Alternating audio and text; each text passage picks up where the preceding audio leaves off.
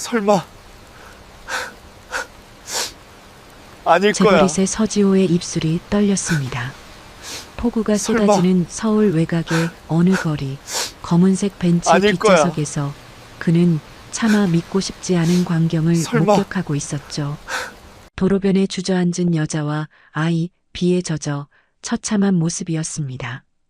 찢어진 회색 패딩, 시커멓게 변한 운동화, 그리고 작은 캐리어. 여자가 고개를 들었을 때 지호의 심장이 멎는 듯 했습니다. 정윤서, 7년 전 임신한 채로 버렸던 그 여자였죠. 돈 줄 테니 깨끗하게 처리하고 사라져. 7년 전 봉투를 던졌던 자신의 모습이 떠올랐습니다.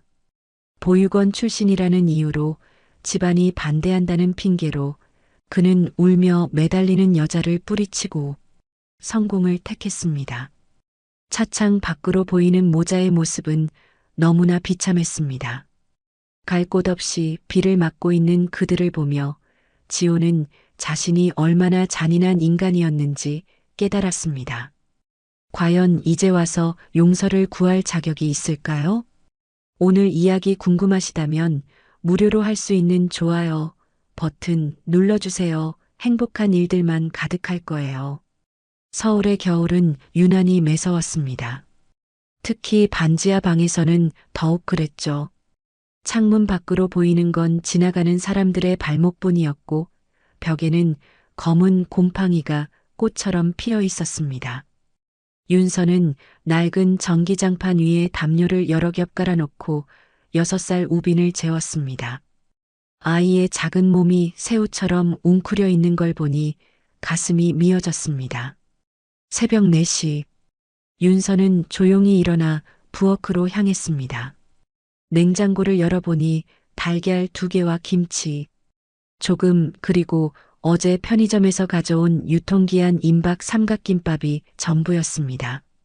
아이 도시락을 싸야 하는데 이걸로는 턱없이 부족했죠. 지갑을 열어보니 1,000원짜리 3장과 동전 몇 개가 전부였습니다. 월급날까지는 아직 사흘이나 남았는데 말이죠. 윤서는 한숨을 삼키며 달걀 하나를 프라이팬에 올렸습니다. 지글지글 소리가 나자 우빈이 잠에서 깨어났습니다. 엄마, 배고파요.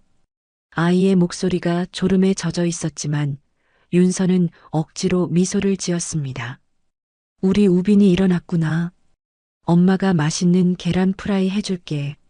아침을 먹고 유치원에 가는 길, 우빈은 엄마 손을 꼭 잡고 걸었습니다. 찬바람이 볼을 때릴 때마다 윤서는 자신의 목도리를 풀어 아이 얼굴을 감싸주었죠.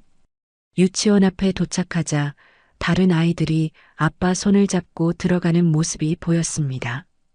우빈의 발걸음이 느려졌습니다. 엄마, 저기 민준이 아빠다. 우빈이 작은 손가락으로 가리켰습니다. 정장을 입은 남자가 아들의 가방을 들어주며 머리를 쓰다듬고 있었죠. 윤서는 아이의 시선을 따라가다가 가슴이 철렁 내려앉았습니다. 우빈아, 늦겠다. 빨리 들어가자. 그날 저녁 윤서는 편의점 야간 알바를 마치고 집으로 돌아오는 길이었습니다. 발걸음이 무거웠죠. 오늘도 손님이 별로 없어서 사장님이 인상을 찌푸렸거든요. 다음 달부터는 시간을 줄여야 할지도 모른다는 말까지 들었습니다. 그렇게 되면 우빈이 유치원비를 어떻게 낼지 막막했습니다. 아파트 단지 놀이터를 지나가다가 윤서는 발걸음을 멈췄습니다. 우빈이 그네에 혼자 앉아 있었거든요. 다른 아이들은 이미 다 집으로 돌아간 시간이었습니다. 겨울 해는 짧아서 벌써 어둑어둑했고 가로등 불빛만이 아이의 작은 얼굴을 비추고 있었습니다. 우빈아. 윤서가 달려가자 아이가 고개를 들었습니다. 눈가가 빨갛게 부어 있었죠. 왜 여기 혼자 있어? 학원 끝나고 집에 가기로 했잖아. 우빈은 입술을 꾹 깨물었습니다. 그러다가 참았던 눈물이 주르륵 흘러내렸습니다. 엄마, 우리 반 친구들 다 아빠 있는데 나도 있었으면 좋겠어. 그 말에 윤서는 숨이 막혔습니다. 아이를 꼭 안아주고 싶었지만 차가운 바람에 얼어붙은 손이 떨려왔습니다. 우빈아, 엄마가 있잖아. 엄마가 아빠 목까지 다 해줄게. 엄마는 맨날 일하잖아요. 나랑 놀아주지도 않고. 우빈의 목소리가 점점 작아졌습니다. 오늘 유치원에서 아빠 그림 그리기 했는데 나만 못 그렸어요. 선생님이 상상해서 그려도 된다고 했는데 아빠가 어떻게 생겼는지 모르겠어요. 윤서는 아이를 안아들었습니다. 우빈의 작은 몸이 추위에 떨고 있었죠. 집으로 가는 길 윤서는 계속 생각했습니다. 7년 전 그 여름날을, 지호와 함께했던 짧지만 뜨거웠던 시간들을, 그리고 모든 것이 무너져 내렸던 그날을 말이죠. 반지하 집에 도착해서 현관문을 열자 곰팡이 냄새가 코를 찔렀습니다. 보일러가 또 말썽인지 방 안이 차가웠죠. 윤서는 전기장판을 최대로 올리고 우빈을 이불 속에 눕혔습니다. 엄마, 우리 언제까지 여기 살아요? 아이의 질문에 윤서는 대답할 수 없었습니다.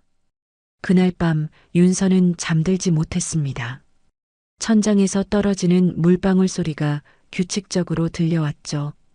양동이에 떨어지는 그 소리가 마치 시계 초침 소리처럼 들렸습니다. 시간은 흐르는데 자신의 삶은 제자리 걸음만 하고 있는 것 같았습니다. 핸드폰을 켜서 통장 잔고를 확인했습니다. 37,000원. 월세 납부일까지는 열흘 남았는데 이미 2달치가 밀려 있었죠. 집주인 아주머니가 어제도 전화를 했었습니다. 더 이상은 기다려줄 수 없다고, 다음 달까지 밀린 월세를 다 내지 못하면 나가야 한다고 했습니다. 윤서는 조용히 일어나 우빈의 얼굴을 바라봤습니다. 잠든 아이의 얼굴은 평화로워 보였지만 볼은 차가운 공기 때문인지 빨갛게 물들어 있었죠. 아이의 이마를 쓰다듬으며 윤서는 속삭였습니다. 미안해, 우빈아. 엄마가 더 잘해줄게. 조금만 더 기다려줘. 새벽이 되자 윤서는 다시 일어나 출근 준비를 했습니다. 오늘은 아침 6시부터 카페 오픈 준비를 도와야 했거든요. 우빈은 아직 깊은 잠에 빠져 있었습니다. 윤서는 아이 옆에 메모를 남겼습니다. 우빈아, 엄마가 김밥 사놨으니까 전자레인지에 데워 먹고 유치원 가. 사랑해. 문을 나서는 순간 윤서의 눈에 눈물이 맺혔습니다. 하지만 울 시간도 없었죠. 버스를 놓치면 지각이었고 지각하면 일당이 깎였으니까요. 추운 겨울 새벽 윤서는 정류장을 향해 뛰어갔습니다. 그녀의 숨결이 하얗게 공기 중에 흩어졌습니다. 2018년 6월 서울 강남의 한 스타트업 사무실. 22살 윤서는 새하얀 블라우스에 검은색 정장 바지를 입고 엘리베이터 앞에 서 있었습니다. 손에는 이력서가 든 서류 봉투를 꼭 쥐고 있었죠. 대학 선배가 소개해준 회사였습니다. 비록 계약직이었지만 첫 직장이라는 설렘에 가슴이 두근거렸습니다. 사무실 문을 열고 들어서자 탁 트인 공간에 젊은 직원들이 활기차게 일하고 있었습니다. 벽면 한쪽에는 회사 슬로건이 큼지막하게 적혀 있었고 곳곳에 놓인 화분들이 싱그러운 분위기를 만들어냈죠. 윤서는 안내 데스크에서 방문 목적을 말하고 대기실에서 기다렸습니다. 정윤서 씨죠? 대표님이 기다리고 계세요. 비서가 안내한 곳은 유리벽으로 된 회의실이었습니다. 안에는 28살의 젊은 남자가 서류를 검토하고 있었죠. 깔끔하게 빗어넘긴 머리, 소매를 걷어올린 흰 셔츠, 그리고 진지한 표정. 그가 바로 서지호 대표였습니다. 앉으세요. 이력서는 미리 봤습니다. 지호의 목소리는 차분했지만 따뜻함이 묻어났습니다. 경력은 없지만 성적이 우수하네요. 우리 회사는 작지만 성장 가능성이 큽니다. 함께 성장할 수 있는 사람을 찾고 있어요. 면접은 예상보다 편안한 분위기에서 진행됐습니다. 지호는 딱딱한 질문보다는 윤서의 생각과 가치관을 묻는 질문을 많이 했죠. 윤서는 떨리는 마음을 감추고 최대한 솔직하게 대답했습니다. 30분쯤 지났을까요? 지호가 미소를 지으며 말했습니다. 다음 주 월요일부터 출근하시면 됩니다. 첫 출근 날 윤서는 1시간이나 일찍 도착했습니다. 사무실을 둘러보며 자리를 정리하고 다른 직원들이 오기를 기다렸죠. 9시가 되자 하나둘 직원들이 출근했고 지호도 커피를 들고 들어왔습니다. 일찍 왔네요. 열정이 대단한데요? 그의 칭찬에 윤서는 얼굴이 빨개졌습니다. 업무는 생각보다 단순했습니다. 서류 정리, 회의 준비, 전화 응대 같은 일들이었죠. 하지만 윤서는 모든 일에 최선을 다했습니다. 특히 회의 자료를 준비할 때는 밤늦게까지 남아서 완벽하게 만들려고 노력했습니다. 그런 윤서의 모습을 지호는 자주 지켜봤습니다. 3개월쯤 지났을 무렵이었습니다. 큰 프로젝트 마감을 앞두고 모두가 야근을 하던 날이었죠. 밤 10시가 넘어서야 직원들이 하나둘 퇴근했고 사무실에는 윤서와 지호만 남았습니다. 윤서는 엑셀 파일을 정리하다가 실수로 커피를 쏟고 말았습니다. 아, 죄송합니다. 당황한 윤서가 휴지를 찾는 사이 지호가 다가와 손수건을 건넸습니다. 괜찮아요. 늦게까지 고생이 많네요. 지호의 목소리가 평소보다 부드러웠습니다. 두 사람은 함께 흘린 커피를 닦으며 처음으로 가까운 거리에서 마주했죠. 윤서는 지호의 손에 난 작은 상처를 발견했습니다. 손 다치셨네요. 윤서의 말에 지호가 쓴웃음을 지었습니다. 아, 이거요? 어제 요리하다가 칼에 베었어요. 혼자 살다 보니 이런 일이 자주 있죠. 그날 이후 두 사람 사이에는 묘한 긴장감이 흘렀습니다. 회의실에서 우연히 눈이 마주치면 서로 시선을 피했고 엘리베이터에서 단둘이 마주치면 어색한 침묵이 이어졌죠. 하지만 그 어색함 속에는 설렘이 숨어 있었습니다. 어느 금요일 저녁 회식이 있었습니다. 삼겹살집에서 직원들과 함께 웃고 떠들던 중 지호가 윤서 옆자리에 앉았습니다. 오늘 발표 잘했어요. 자료 준비를 정말 꼼꼼하게 했더군요. 지호의 칭찬에 윤서는 수줍게 웃었습니다. 대표님이 도와주셔서 가능했어요. 회식이 끝나고 직원들이 뿔뿔이 흩어진 후 윤서는 버스 정류장에서 기다리고 있었습니다. 그때 검은색 세단이 앞에 멈춰 섰고 창문이 내려가며 지호의 얼굴이 보였습니다. 타요. 집까지 데려다 줄게요. 윤서는 망설였지만 지호의 진심 어린 눈빛에 차에 올랐습니다. 차 안은 조용했습니다. 라디오에서는 잔잔한 음악이 흘러나왔고 창밖으로는 서울의 야경이 스쳐 지나갔죠. 윤서 씨는 왜 우리 회사를 선택했어요? 지호가 신호등에 멈춰서며 물었습니다. 윤서는 잠시 생각하다가 대답했습니다. 작지만 꿈이 있는 회사라고 생각했어요. 그리고 대표님이 진심으로 직원들을 대하는 게 느껴졌거든요. 지호는 놀란 듯 윤서를 바라봤습니다. 그의 눈빛에는 뭔가 복잡한 감정이 담겨 있었죠. 고마워요. 그런 말 들으니 힘이 나네요. 그날 밤 윤서의 집 앞에 도착했을 때 지호가 조심스럽게 말했습니다. 내일 시간 있으면 같이 저녁 먹을래요? 회사 사람들 없이 그냥 우리 둘이서요. 윤서의 심장이 쿵쾅거렸습니다. 이건 분명 개인적인 만남을 제안하는 거였죠. 망설이다가 윤서는 작게 고개를 끄덕였습니다. 네, 좋아요. 지호의 얼굴에 환한 미소가 번졌습니다. 그렇게 두 사람의 비밀스러운 연애가 시작됐습니다. 토요일 오후 윤서는 한강 둔치 잔디밭에 앉아 있었습니다. 지호가 준비한 작은 돗자리 위에는 김밥과 샌드위치, 그리고 따뜻한 차가 담긴 보온병이 놓여 있었죠. 사람들이 지나다니는 길에서 조금 떨어진 곳, 버드나무 그늘 아래였습니다. 윤서는 불안한 듯 주변을 둘러봤습니다. 혹시라도 회사 사람을 만날까봐 걱정이 됐거든요. 긴장하지 마.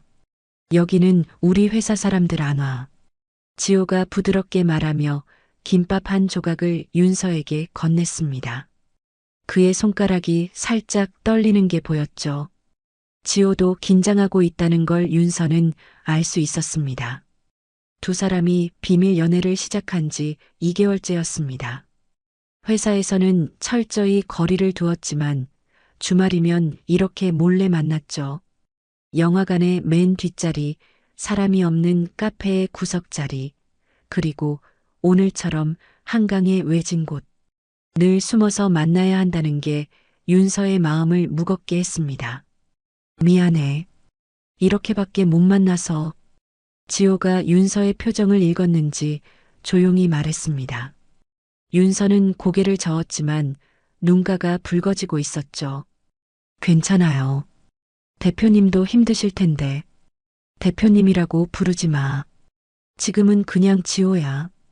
그가 윤서의 손을 살며시 잡았습니다. 따뜻한 손길에 윤서의 눈물이 주르륵 흘러내렸습니다.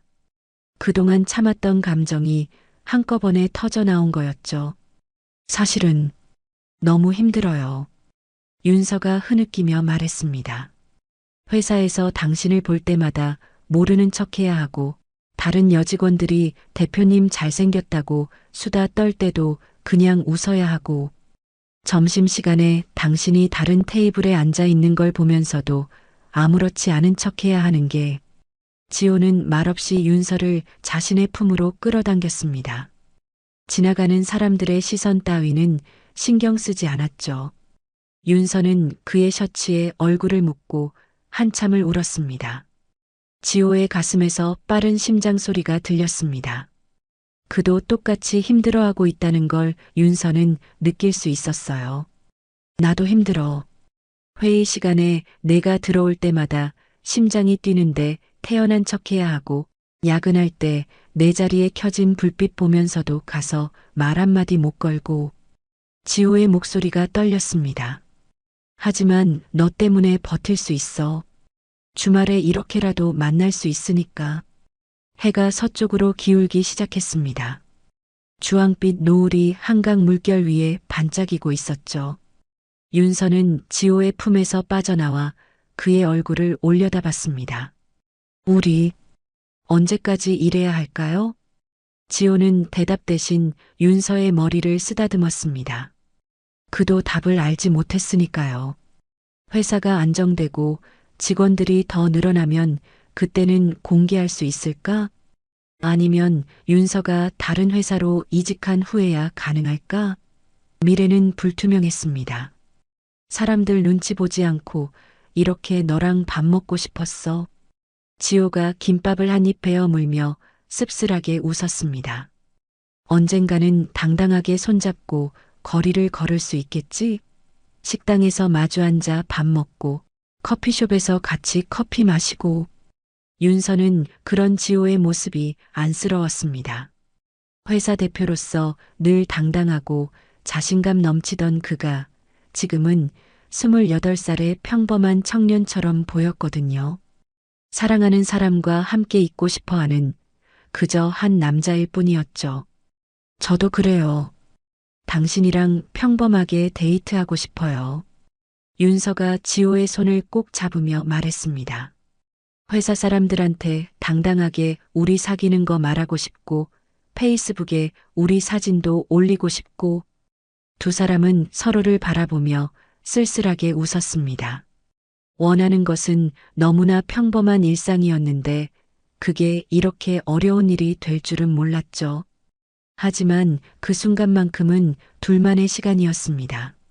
한강의 바람이 두 사람의 머리칼을 스치고 지나갔고 멀리서 자전거 타는 사람들의 웃음소리가 들려왔습니다. 윤서야. 지호가 진지한 목소리로 불렀습니다. 나 너한테 할 말이 있어. 윤서가 긴장한 듯 지호를 바라봤습니다. 혹시 이별을 말하려는 건 아닐까 하는 불안이 스쳐 지나갔죠. 하지만 지호의 다음 말은 전혀 다른 것이었습니다. 사실 나 너한테 숨긴 게 있어. 지호가 망설이다가 입을 열었습니다. 우리 아버지가 대기업 회장이야. 나는 그 집 외아들이고. 하지만 아버지 회사는 싫어서 독립해서 창업한 거야. 윤서는 놀란 눈으로 지호를 바라봤습니다. 그가 부자인 줄은 어렴풋이 짐작했지만 재벌가 아들일 줄은 몰랐거든요. 왜 지금 말하는 거예요? 너한테 거짓말하고 싶지 않아서. 지호가 윤서의 눈을 똑바로 바라봤습니다. 그리고 우리 관계가 알려지면 아버지가 가만히 있지 않을 거야. 그래도 나는 너를 포기하고 싶지 않아. 윤서는 복잡한 감정에 휩싸였습니다. 지호와의 관계가 더 어려워질 거라는 걸 알면서도 그의 진심이 느껴져서 마음이 흔들렸죠. 그때 윤서도 용기를 냈습니다. 저도 숨긴 게 있어요. 윤서가 떨리는 목소리로 말했습니다. 저는 보육원에서 자랐어요. 부모님이 누군지도 몰라요.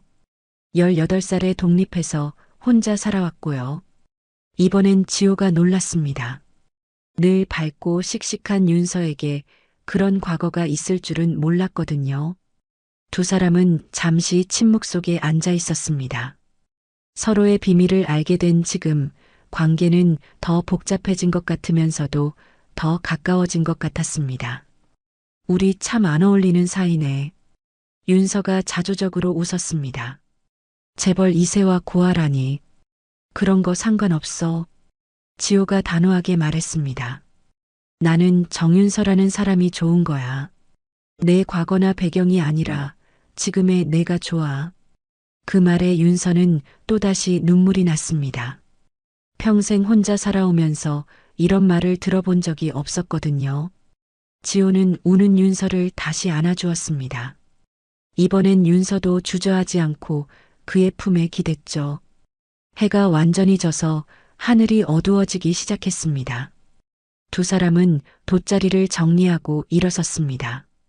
주차장까지 걸어가는 길, 지호가 조심스럽게 윤서의 손을 잡았습니다. 어둠 속이라 사람들 눈에 잘 띄지 않을 거라 생각했죠. 그렇게 두 사람은 천천히 걸었습니다. 말은 없었지만 꼭 잡은 손으로 서로의 마음을 전하고 있었죠. 비록 숨어서 만나야 하는 사이지만 이 순간만큼은 세상에서 가장 행복한 연인이었습니다. 2018년 10월의 어느 날 윤서는 산부인과 진료실에서 멍하니 앉아 있었습니다. 의사가 건넨 초음파 사진을 손에 쥐고 있었지만 아직도 실감이 나지 않았죠. 임신 6주. 아직 콩알만한 크기라고 했지만 분명히 생명이 자라고 있다는 증거였습니다. 병원을 나와 거리를 걷는 윤서의 발걸음은 무거웠습니다. 한 손으로는 배를 살짝 만져봤죠. 아직 아무런 변화도 느껴지지 않았지만 그 안에 아이가 있다는 사실이 믿기지 않았습니다. 기쁘기도 했지만 동시에 두려움이 밀려왔어요.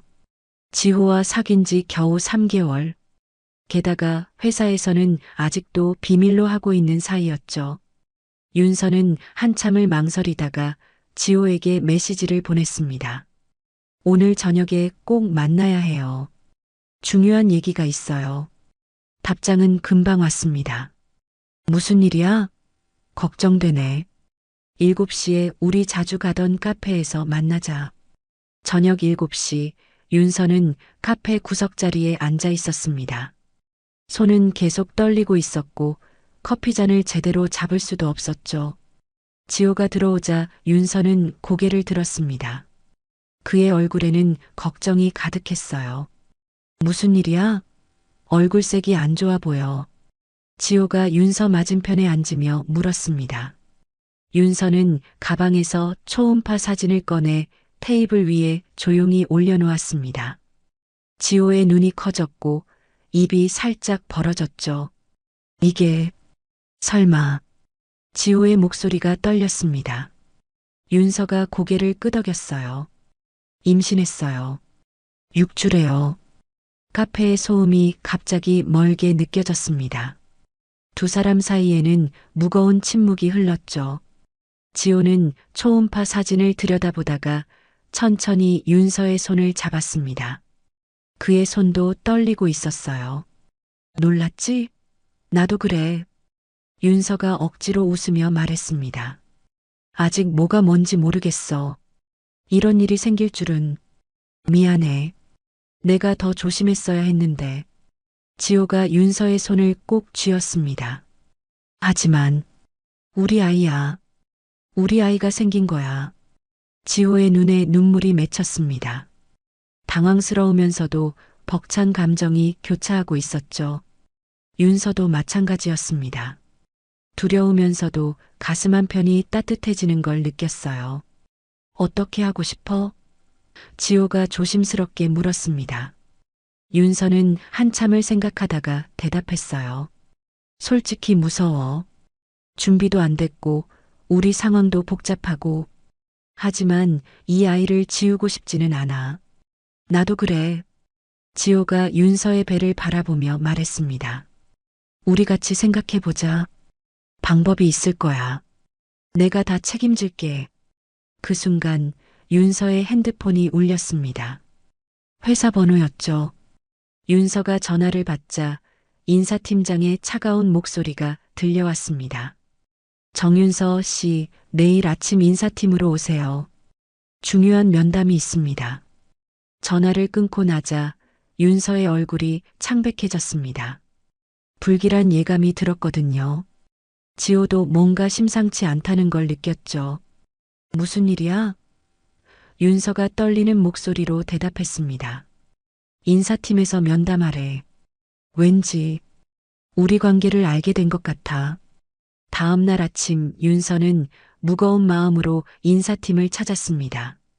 팀장은 서류를 내밀며 차갑게 말했죠. 익명의 제보가 들어왔습니다. 대표님과 사내 연애 중이라고요. 사실인가요? 윤서는 대답할 수 없었습니다. 부정하고 싶었지만 거짓말을 할 수는 없었죠. 팀장은 한숨을 쉬며 말을 이었습니다. 회사 분위기를 해치는 일입니다. 특히 계약직 직원이 대표와 다른 직원들이 어떻게 생각하겠어요? 자진 퇴사를 권합니다. 윤서는 눈물을 참으며 인사팀을 나왔습니다. 복도에서 마주친 동료들의 시선이 따가웠죠. 수군거리는 소리가 들렸습니다. 역시 그랬구나. 어쩐지 대표님이 특별 대우하더라. 계약직 주제에 높은 데를 노렸네. 윤서는 자리로 돌아와 짐을 정리하기 시작했습니다. 그때 지호가 달려왔어요. 윤서야, 들었어. 미안해. 내가 해결할게. 하지만 윤서는 고개를 저었습니다. 아니야. 내가 나가는 게 맞아. 이렇게 된 이상 더 있을 수 없어. 그날 저녁 지호의 오피스텔에서 두 사람은 마주 앉아 있었습니다. 지호는 계속 미안하다고 했고 윤서는 괜찮다고 했지만 눈물이 멈추지 않았죠. 그때 초인종이 울렸습니다. 문을 열자 검은 정장을 입은 남자 두 명이 서 있었어요. 서 대표님, 회장님께서 부르십니다. 그들은 서창수 회장이 보낸 사람들이었습니다. 지호의 얼굴이 굳어졌죠. 아버지가 알게 된 것이었습니다. 1시간 후 지호는 아버지의 저택 서재에 서 있었습니다. 서 회장은 차가운 눈빛으로 아들을 바라봤죠. 보육원 출신 계약직 여자라고? 정신이 있는 거냐? 아버지, 저는 그 사람을 사랑합니다. 지호가 떨리는 목소리로 말했습니다. 서 회장은 책상을 내리쳤어요. 사랑? 내가 사랑을 아냐? 그 여자는 내 돈과 지위를 노린 거야. 아닙니다. 윤서는 그런 사람이 아니에요. 지호가 반박했지만 서 회장은 듣지 않았습니다. 당장 그 여자와 헤어져. 안 그러면 내 회사 투자금 전부 회수하겠다. 그럼 내 회사는 끝이야. 지호는 주먹을 꽉 쥐었습니다. 회사에는 직원 20명이 있었고 그들 모두 가족이 있었죠. 자신의 선택이 그들의 생계까지 위협할 수 있다는 생각에 가슴이 무너졌습니다. 집으로 돌아온 지호는 윤서 앞에서 한참을 말을 못했습니다. 윤서는 이미 눈치를 챘죠. 아버님이 반대하시는구나. 알았어. 우리 여기까지 하자. 윤서야. 지호가 윤서를 붙잡으려 했지만 윤서는 뒤로 물러섰습니다. 나도 생각해봤어. 이렇게 숨어서 만나는 것도 힘들고 이제 아이까지 생겼는데 너한테 짐이 되고 싶지 않아. 짐이 아니야. 우리 아이잖아. 지호의 눈에서 눈물이 흘렀습니다. 윤서도 울고 있었죠. 그래서 더 그래. 아이한테 이런 환경을 물려주고 싶지 않아. 할아버지한테 환영받지 못하는 아이로 자라게 하고 싶지 않아. 윤서는 가방을 들고 일어섰습니다. 지호가 붙잡으려 했지만 윤서는 단호했어요. 연락하지 마. 나도 안 할게. 우리 여기서 끝내자. 문을 나서는 윤서의 등이 떨리고 있었습니다. 지호는 그런 윤서를 붙잡을 수 없었어요. 자신이 지켜주지 못한다는 자책감에 무너져 내렸죠. 그렇게 두 사람은 헤어졌습니다. 뱃속에 작은 생명을 남긴 채로 윤서가 지호의 오피스텔을 나선 지 일주일이 지났습니다. 번호를 바꾸고 원룸에서 고시원으로 옮겼죠. 좁은 방 안에서 윤서는 무릎을 끌어안고 앉아 있었습니다. 배는 아직 나오지 않았지만 입덧이 시작되고 있었어요. 화장실로 달려가 토하고 돌아오기를 반복했지만 아무도 등을 쓸어줄 사람이 없었습니다. 지호는 미친 듯이 윤서를 찾아다녔습니다. 회사도 제대로 나가지 못하고 윤서가 갈 만한 곳을 모두 뒤졌죠. 하지만 윤서는 흔적도 없이 사라진 상태였습니다. 지호의 얼굴은 날로 수척해졌고 직원들도 대표님의 변화를 눈치챘어요. 대표님, 요즘 무슨 일 있으세요? 비서가 조심스럽게 물었지만 지호는 고개를 저을 뿐이었습니다. 그는 윤서가 마지막으로 앉았던 자리를 멍하니 바라보곤 했죠. 책상 서랍에는 윤서가 두고 간 볼펜이 그대로 있었습니다. 한편 윤서는 새로운 일자리를 구해야 했습니다. 임신 사실을 숨기고 편의점 야간 알바를 시작했죠. 하지만 입덧이 심해지면서 일하기가 점점 힘들어졌습니다. 계산대 앞에서 속이 울렁거려도 꼭 참아야 했고 무거운 박스를 나르다가 배가 당기면 화장실에 숨어 눈물을 삼켰습니다. 2019년 3월 임신 5개월이 되자 배가 눈에 띄게 나오기 시작했습니다. 더 이상 숨길 수 없게 되자 편의점 사장은 윤서를 해고했죠. 임신한 걸 왜 말 안 했어요? 이런 상태로 어떻게 일을 해요? 사장의 차가운 말에 윤서는 아무 대꾸도 할 수 없었습니다. 고시원 방에서 윤서는 통장 잔고를 확인했습니다. 13만 원. 다음 달 고시원비도 내기 힘든 금액이었죠. 뱃속의 아이는 계속 자라고 있는데 당장 먹을 것조차 살 돈이 부족했습니다. 윤서는 처음으로 아이를 포기해야 하나 하는 생각이 들었지만 배를 쓰다듬으며 고개를 저었습니다. 미안해, 아가야. 엄마가 더 강해질게. 윤서는 혼잣말로 중얼거렸습니다. 그때 뱃속에서 작은 움직임이 느껴졌어요. 태동이었습니다. 처음 느껴보는 생명의 움직임에 윤서는 놀라면서도 벅찬 감정에 휩싸였죠. 윤서는 다시 일자리를 찾아 나섰습니다. 식당 설거지, 청소 아르바이트, 전단지 돌리기까지. 임신한 몸으로 할 수 있는 일은 많지 않았지만 윤서는 포기하지 않았어요.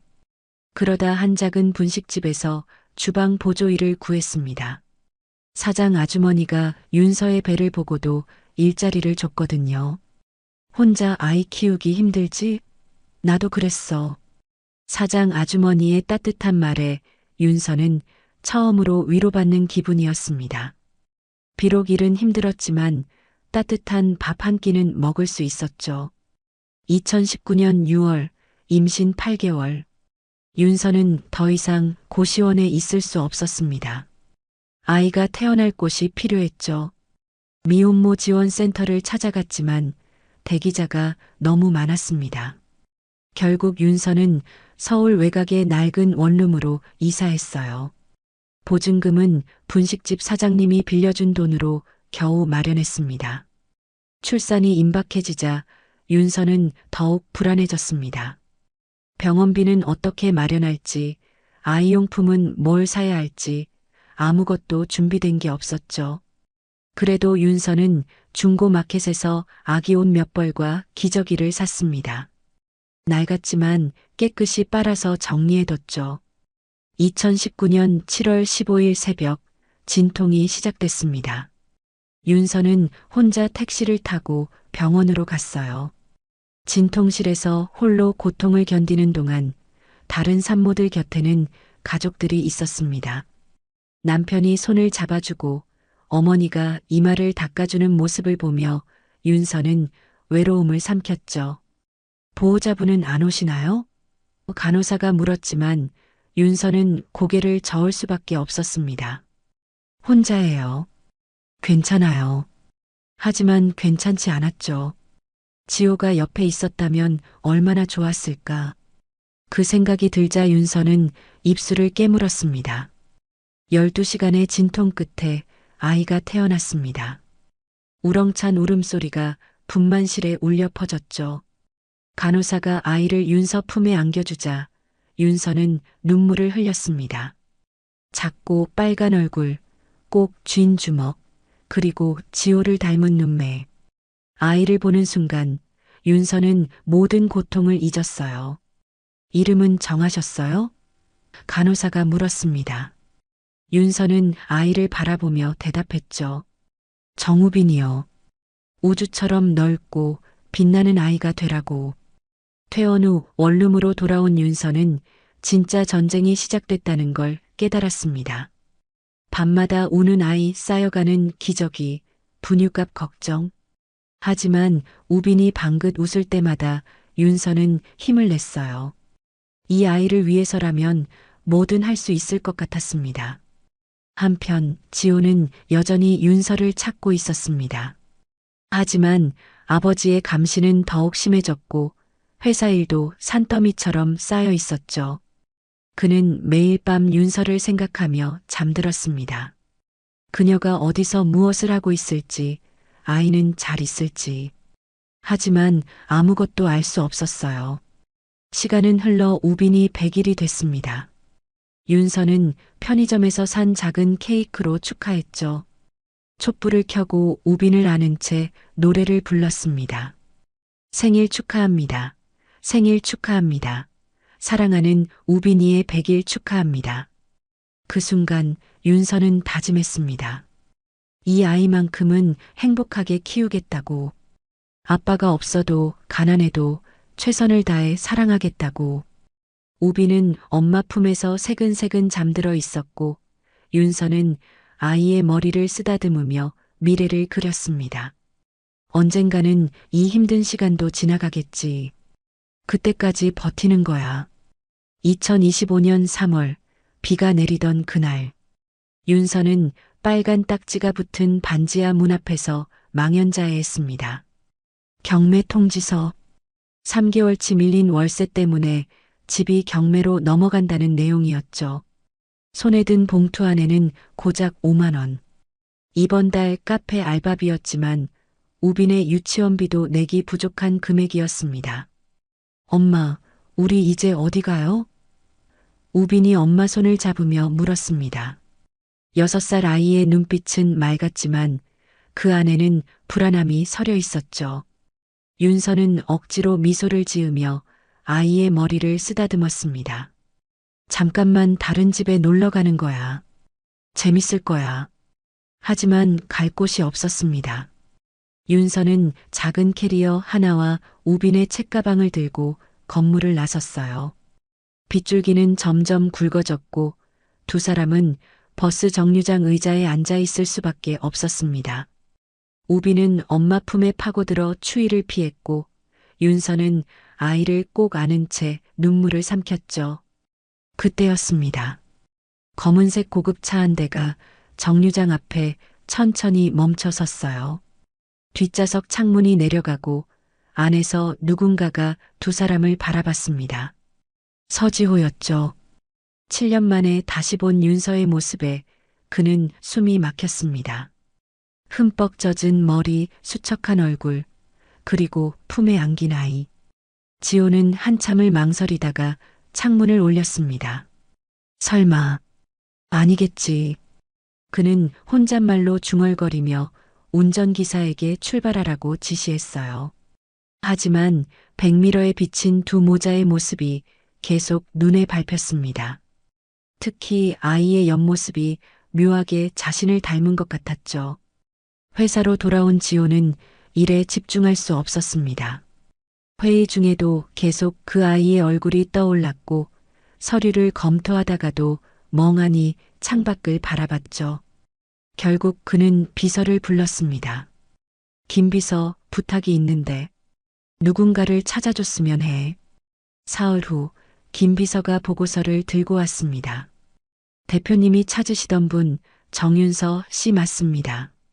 현재 미혼모 임시 보호시설에 머물고 있고 아이는 6살 남자아이입니다. 이름은 정우빈이고요. 정우빈. 그 이름을 듣는 순간 지호의 가슴이 쿵 내려앉았습니다. 정씨 성을 쓴다는 건 아버지가 없다는 뜻이었고 나이를 계산해 보니 헤어진 직후 태어난 아이였죠. 지호는 떨리는 손으로 보고서를 내려놓았습니다. 자신의 아이의 가능성이 너무나 높았어요. 그 시설이 어디죠? 지호가 물었고 김 비서는 주소를 알려줬습니다. 서울 외곽의 작은 건물이었죠. 지호는 며칠을 고민했습니다. 그냥 모른 척하고 지나갈까? 하지만 아이의 얼굴이 자꾸만 떠올랐어요. 일주일 후 지호는 회사 명의로 기부금을 전달한다는 핑계로 보호시설을 찾았습니다. 깔끔한 정장 차림의 그는 시설 입구에서 잠시 망설였죠. 7년. 그 긴 시간 동안 윤서가 혼자 아이를 키웠다는 생각에 죄책감이 밀려왔습니다. 시설 안으로 들어서자 공동 거실이 보였습니다. 그리고 그곳에서 그림책을 읽고 있는 아이를 발견했죠. 며칠 전 빗속에서 본 바로 그 아이였습니다. 지호는 천천히 다가갔고 아이는 고개를 들어 그를 바라봤어요. 그 순간 지호는 확신했습니다. 아이의 눈매, 코, 입술 모양까지 분명 자신을 닮았어요. 안녕? 혼자 책 읽고 있구나. 지호가 조심스럽게 말을 걸었습니다. 우비는 낯선 아저씨를 경계하는 듯 했지만 이내 방긋 웃으며 대답했죠. 네, 저 한글 다 읽을 수 있어요. 그래, 대단한데. 혹시 이름이 뭐니? 지호의 목소리가 떨렸습니다. 우빈이 자랑스럽게 대답했어요. 정우빈이요. 우주의 우, 빛날 빈이에요. 엄마가 지어준 거예요. 정우빈. 그 이름을 직접 듣는 순간 지호의 눈가가 뜨거워졌습니다. 그때 복도에서 발소리가 들렸고 윤서가 방에서 나왔어요. 우빈아, 간식 먹. 말을 하다가 윤서는 얼어붙었습니다. 지호가 거기 있었거든요. 두 사람의 시선이 공중에서 마주쳤습니다. 7년이라는 시간이 한순간에 사라진 듯 했죠. 윤서의 얼굴은 창백해졌고 지호는 떨리는 목소리로 물었습니다. 이 아이, 우리 아이 맞지? 윤서는 본능적으로 우빈을 자신의 뒤로 숨겼습니다. 그리고 차가운 목소리로 대답했죠. 왜 또 찾아온 거야? 그냥 모르는 척 지나쳤으면 그걸로 끝내. 윤서야, 나는. 지호가 다가가려 하자 윤서는 뒤로 물러섰습니다. 그만해. 7년이야.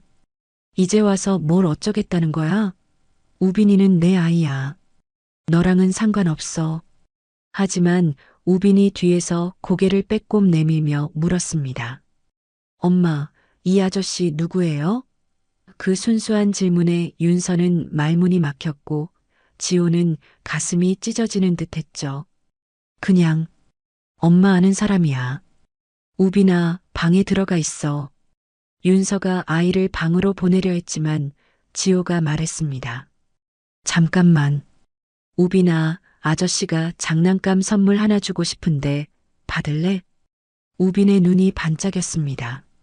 평소 장난감을 거의 사주지 못했던 윤서는 아이의 그런 모습에 마음이 아팠죠. 지호는 주머니에서 작은 로봇 장난감을 꺼냈습니다.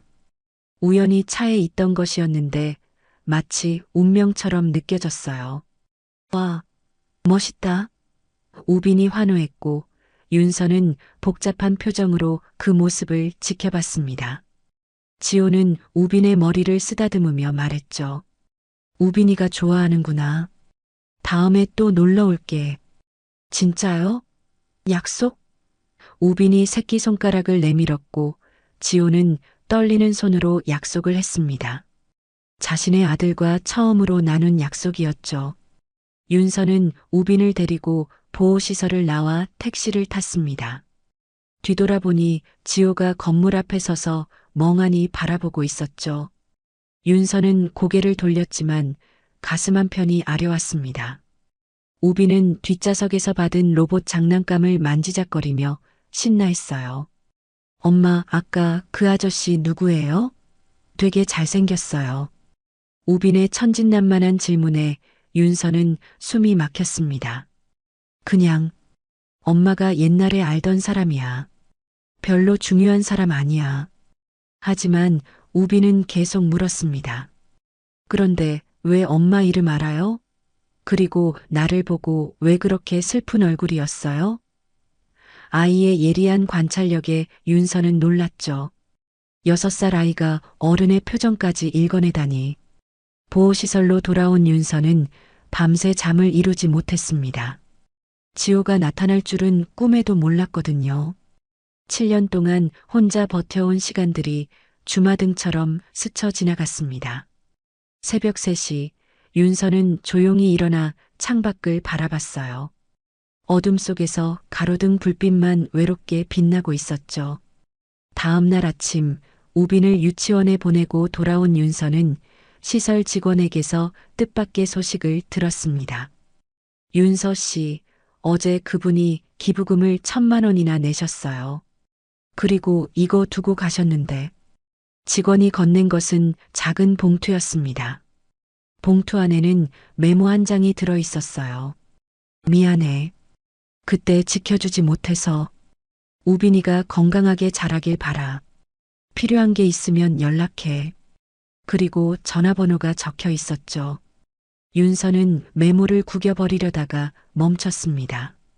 우빈을 위해서라도 가지고 있어야 할지 고민이 됐거든요. 한편 지호는 회사로 돌아와서도 일에 집중할 수 없었습니다. 우빈의 얼굴이 계속 떠올랐어요. 분명 자신을 닮은 눈매, 코, 그리고 웃는 모습까지. 의심의 여지가 없었죠. 그는 변호사를 불렀습니다. 박 변호사님, 친자 확인 소송을 하려면 어떻게 해야 하죠? 지호의 질문에 변호사는 신중하게 대답했습니다. 상대방의 동의가 없으면 강제로 할 수는 없습니다. 특히 미혼모의 경우는 더욱 신중해야 하고요. 지호는 한숨을 쉬었습니다.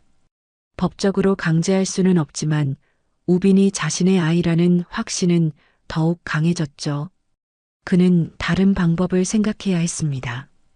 윤서의 마음을 열 수 있는 방법을 말이죠. 며칠 후 지호는 윤서의 근황을 더 자세히 조사했습니다.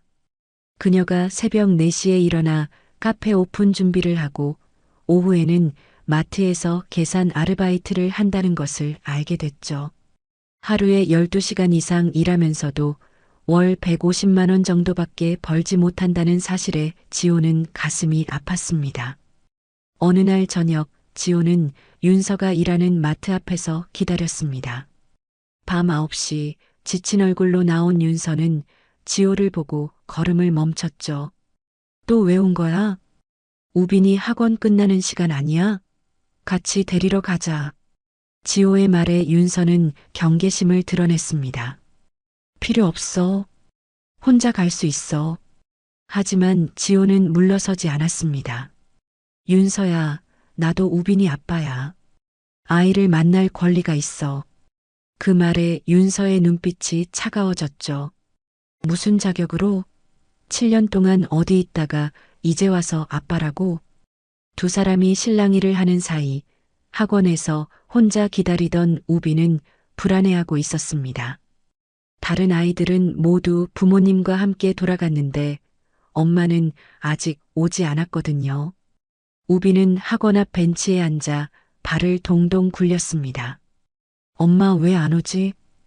우빈이 혼잣말을 하는데 누군가 다가왔습니다. 우빈아. 윤서와 지호가 동시에 도착한 거였죠. 우빈은 엄마에게 달려갔지만 옆에 있는 지호도 알아봤습니다. 로봇 아저씨다. 우빈의 환한 미소에 지호도 웃었습니다. 그래, 우빈이 잘 있었어? 배고프지? 윤서는 지호와 우빈이 자연스럽게 대화하는 모습을 보며 복잡한 심정이었습니다. 아이에게는 아빠가 필요하다는 걸 알지만 지난 7년의 상처가 쉽게 아물지 않았거든요. 우빈아, 아저씨랑 같이 맛있는 거 먹으러 갈까? 지호의 제안에 우빈은 눈을 반짝였지만 엄마 눈치를 봤습니다. 윤서는 한참을 망설이다가 작게 고개를 끄덕였어요. 우빈의 기뻐하는 모습을 외면할 수 없었거든요. 작은 분식집에 들어간 세 사람. 우빈은 떡볶이를 먹으며 신나게 떠들었습니다. 오늘 유치원에서 그림 그렸는데 선생님이 잘 그렸대요. 지호는 아이의 말 하나하나에 귀 기울였고 윤서는 그런 두 사람을 조용히 지켜봤죠. 우빈이는 뭐 그렸어? 지호가 물으니 우빈이 대답했습니다. 가족이요. 엄마랑 나랑. 그런데 아빠는 못 그렸어요. 아빠가 없으니까. 순간 식탁에 무거운 침묵이 흘렀습니다. 우빈은 자신이 무슨 말을 했는지도 모른 채 계속 떡볶이를 먹었고 지호는 가슴이 찢어지는 듯 했죠. 윤서는 고개를 숙인 채 입술을 깨물었습니다. 우빈아. 지호가 뭔가 말하려는 순간 윤서가 일어섰습니다. 늦었어. 이제 가야 해.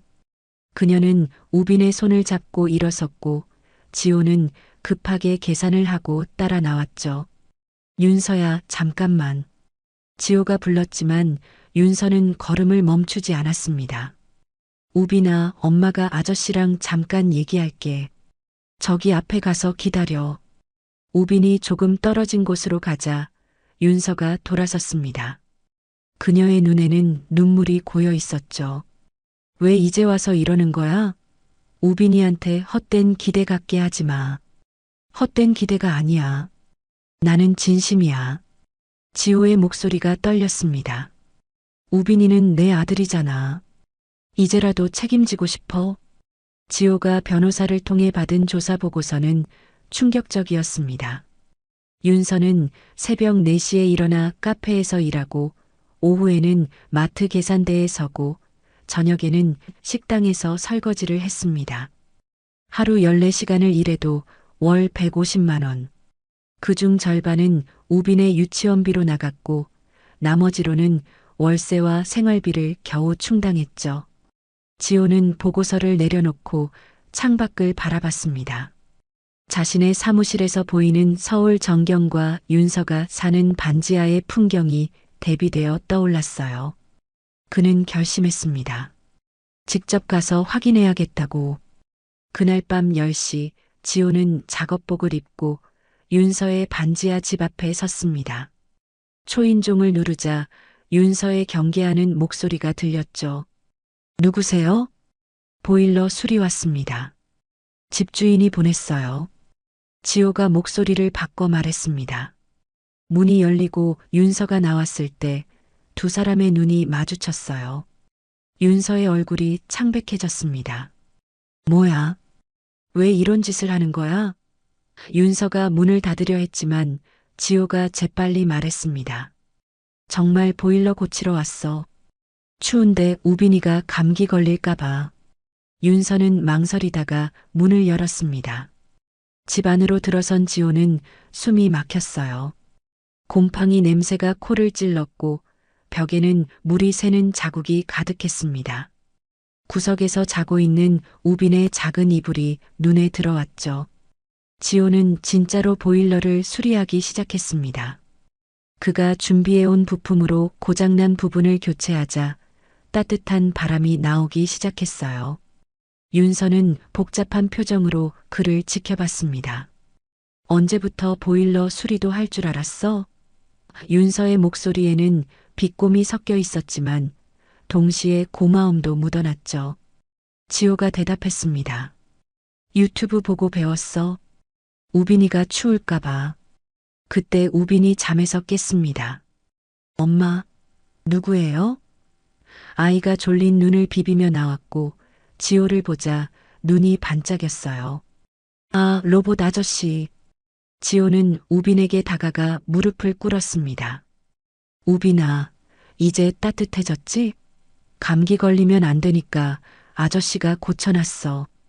우빈이 환하게 웃으며 고개를 끄덕였죠. 고마워요, 아저씨. 근데 아저씨는 왜 자꾸 우리 집에 와요? 우빈의 순수한 질문에 지호는 말문이 막혔습니다. 윤서가 재빨리 끼어들었어요. 우빈아, 늦었으니까 다시 자러 가. 우빈이 방으로 들어간 후 윤서와 지호는 거실에 마주 앉았습니다. 낡은 소파에서 스프링 소리가 났고 천장에서는 물방울이 떨어졌죠. 지호는 주변을 둘러보며 가슴이 아팠습니다. 이런 곳에서 7년을 살았구나. 지호의 목소리가 떨렸습니다. 윤서는 차갑게 대답했죠. 동정하지 마. 우리는 잘 지내고 있어. 동정이 아니야. 미안한 마음이야. 지호가 주머니에서 봉투를 꺼냈습니다. 이거 받아. 우빈이 양육비야. 윤서는 봉투를 밀어냈습니다. 필요 없어. 지금까지도 잘 키웠고 앞으로도 혼자 키울 수 있어. 윤서야, 제발. 우빈이를 위해서라도. 지호가 간절히 말했지만 윤서는 고개를 저었어요. 우빈이를 위해서라면 그냥 사라져줘. 아이한테 헛된 기대 갖게 하지 말고. 두 사람 사이에 무거운 침묵이 흘렀습니다. 그때 우빈의 방에서 기침 소리가 들렸어요. 윤서가 급히 일어나 방으로 들어갔고 지호도 따라갔습니다. 우빈은 이불을 덮고 누워 있었지만 얼굴이 빨갛게 달아올라 있었어요. 윤서가 아이의 이마를 짚어보니 열이 있었습니다. 우빈아, 어디 아파? 머리 아파요. 우빈이 힘없이 대답했습니다. 윤서는 당황했어요. 해열제도 떨어졌고 병원에 갈 택시비도 없었거든요. 내 차로 병원 가자. 지호가 우빈을 안아들었습니다. 윤서는 망설였지만 아이를 위해 따라 나섰죠. 차 안에서 우빈은 지호의 품에 기대어 있었고 윤서는 뒷좌석에서 아이의 손을 꼭 잡고 있었습니다. 응급실에 도착해서 진료를 받는 동안 지호는 모든 비용을 지불했습니다. 의사는 단순 감기라며 약을 처방했고 우빈은 링거를 맞으며 잠들었어요. 윤서와 지호는 아이 옆에 나란히 앉아 있었습니다. 고마워. 윤서가 작게 말했습니다. 오늘은 정말 도움이 됐어. 지호는 잠든 우빈의 얼굴을 바라보며 말했어요. 이 아이는 내 아들이야. 확신해. 그리고 설령 아니더라도 너희를 돕고 싶어. 윤서의 눈에 눈물이 고였습니다. 왜 이제 와서? 왜 7년 전엔 날 지켜주지 못했어? 그때 난 겁쟁이였어. 아버지가 무서웠고 회사가 무너질까봐 두려웠어. 지호의 목소리에 후회가 묻어났습니다. 하지만 이제는 달라. 너와 우빈이가 더 중요해. 새벽 2시 우빈의 열이 내렸습니다. 아이는 새근새근 잠들어 있었고 윤서와 지호는 지친 얼굴로 서로를 바라봤죠. 병원의 하얀 불빛 아래서 두 사람은 7년의 시간을 건너 다시 마주하고 있었습니다. 우빈이가 깨기 전에 가줘. 윤서가 말했습니다. 아이가 혼란스러워할 거야. 지호는 아쉬운 표정으로 일어났습니다. 하지만 가기 전에 우빈의 이마에 살짝 입을 맞췄어요. 그리고 윤서에게 말했습니다. 내가 포기 안 할 거야. 우빈이는 내 아들이고 너는 여전히 내가 사랑하는 사람이야. 병원에서 돌아온 다음 날 윤서는 우빈을 유치원에 보내고 보호시설로 돌아왔습니다. 현관에 들어서자 시설장이 기다리고 있었어요. 윤서 씨, 잠깐 상담실로 오세요. 상담실에 들어가니 탁자 위에 두꺼운 봉투가 놓여 있었습니다.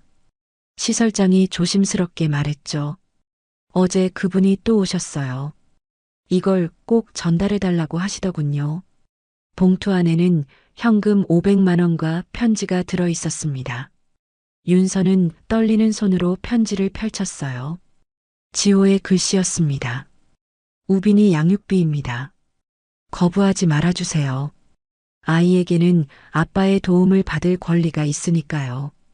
윤서는 봉투를 들고 한참을 망설였습니다. 자존심과 현실 사이에서 갈등했죠. 우빈의 유치원비, 병원비, 그리고 새로 구해야 할 집 보증금. 모든 게 절실했지만 지호의 돈을 받는다는 건 그를 인정하는 것 같았어요. 그날 오후 윤서는 카페 알바를 마치고 마트로 향했습니다. 계산대 앞에 서서 일하는 동안 머릿속은 복잡했죠. 그때 누군가 계산대 앞에 섰습니다. 지호였어요. 우유 하나 주세요. 지호가 우유를 내밀며 말했습니다. 윤서는 무표정하게 바코드를 찍었지만 손이 미세하게 떨렸죠. 1,000원입니다. 지호가 10,000원을 내밀자 윤서는 거스름 돈을 건넸습니다. 그때 지호가 작은 쪽지를 함께 밀어 넣었어요. 오늘 저녁 8시 우빈이 학원 앞에서 기다릴게. 윤서는 쪽지를 구겨 주머니에 넣었습니다. 뒤에 줄 선 손님들 때문에 더 이상 대화할 수 없었죠. 지호는 우유를 들고 나갔고 윤서는 계속 일했습니다. 하지만 마음은 이미 흔들리고 있었어요. 저녁 8시 윤서는 우빈의 태권도 학원 앞에 도착했습니다. 지호가 벤치에 앉아 기다리고 있었죠. 두 사람은 나란히 앉았지만 한동안 아무 말도 하지 않았습니다. 돈은 받았어? 지호가 먼저 입을 열었습니다. 윤서는 고개를 끄덕였어요. 받았어. 하지만 이게 끝이야. 더 이상은 받지 않을 거야. 왜? 우빈이는 내 아들이야. 양육비를 주는 건 당연한 거잖아. 지호의 목소리에 답답함이 묻어났습니다. 윤서가 차갑게 대답했죠. 증명할 수 있어? 법적으로 너는 아무것도 아니야. 그 말에 지호의 얼굴이 굳어졌습니다. 그럼 친자 확인을 하자. 법적으로 증명하면 되잖아. 윤서는 놀란 눈으로 지호를 바라봤습니다. 미쳤어? 그럼 우빈이가 다 알게 되잖아. 아이한테 상처 주고 싶어? 두 사람이 언성을 높이는 사이 학원 문이 열렸습니다. 우빈이 도복을 입고 나왔죠. 엄마, 그리고 로봇 아저씨. 우빈이 지호를 보고 환하게 웃으며 달려왔습니다. 지호는 아이를 안아들었고 우빈은 신나서 떠들었어요. 아저씨, 오늘 나 노란 띠 땄어요. 보세요. 지호가 우빈의 허리에 묶인 노란 띠를 보며 감탄했습니다. 와, 우빈이 대단한데? 열심히 했구나. 그 모습을 보는 윤서의 마음은 복잡했어요. 아이가 아빠를 그리워하는 걸 알면서도 지호를 받아들일 수 없었거든요. 우빈아, 배고프지? 아저씨랑 맛있는 거 먹으러 갈까? 지호의 제안에 우빈은 신이 났지만 엄마 눈치를 봤습니다. 윤서는 한숨을 쉬며 고개를 끄덕였어요. 중국집에 들어간 세 사람. 우빈은 짜장면을 먹으며 행복해했습니다. 지호는 아이의 입가에 묻은 짜장을 닦아주고 윤서는 그런 두 사람을 조용히 지켜봤죠. 아저씨는 왜 맨날 우리한테 와요? 우빈이 순진하게 물었습니다. 지호가 잠시 망설이다가 대답했어요. 우빈이가 좋아서, 우빈이랑 친구하고 싶어서. 진짜요? 그럼 아저씨는 우리 아빠 친구예요? 우빈의 질문에 윤서가 숨을 멈췄습니다. 지호도 말문이 막혔죠. 우빈아, 아빠는. 윤서가 뭔가 말하려는 순간 우빈이 말했습니다. 나는 아빠 없어도 괜찮아요. 엄마가 있으니까.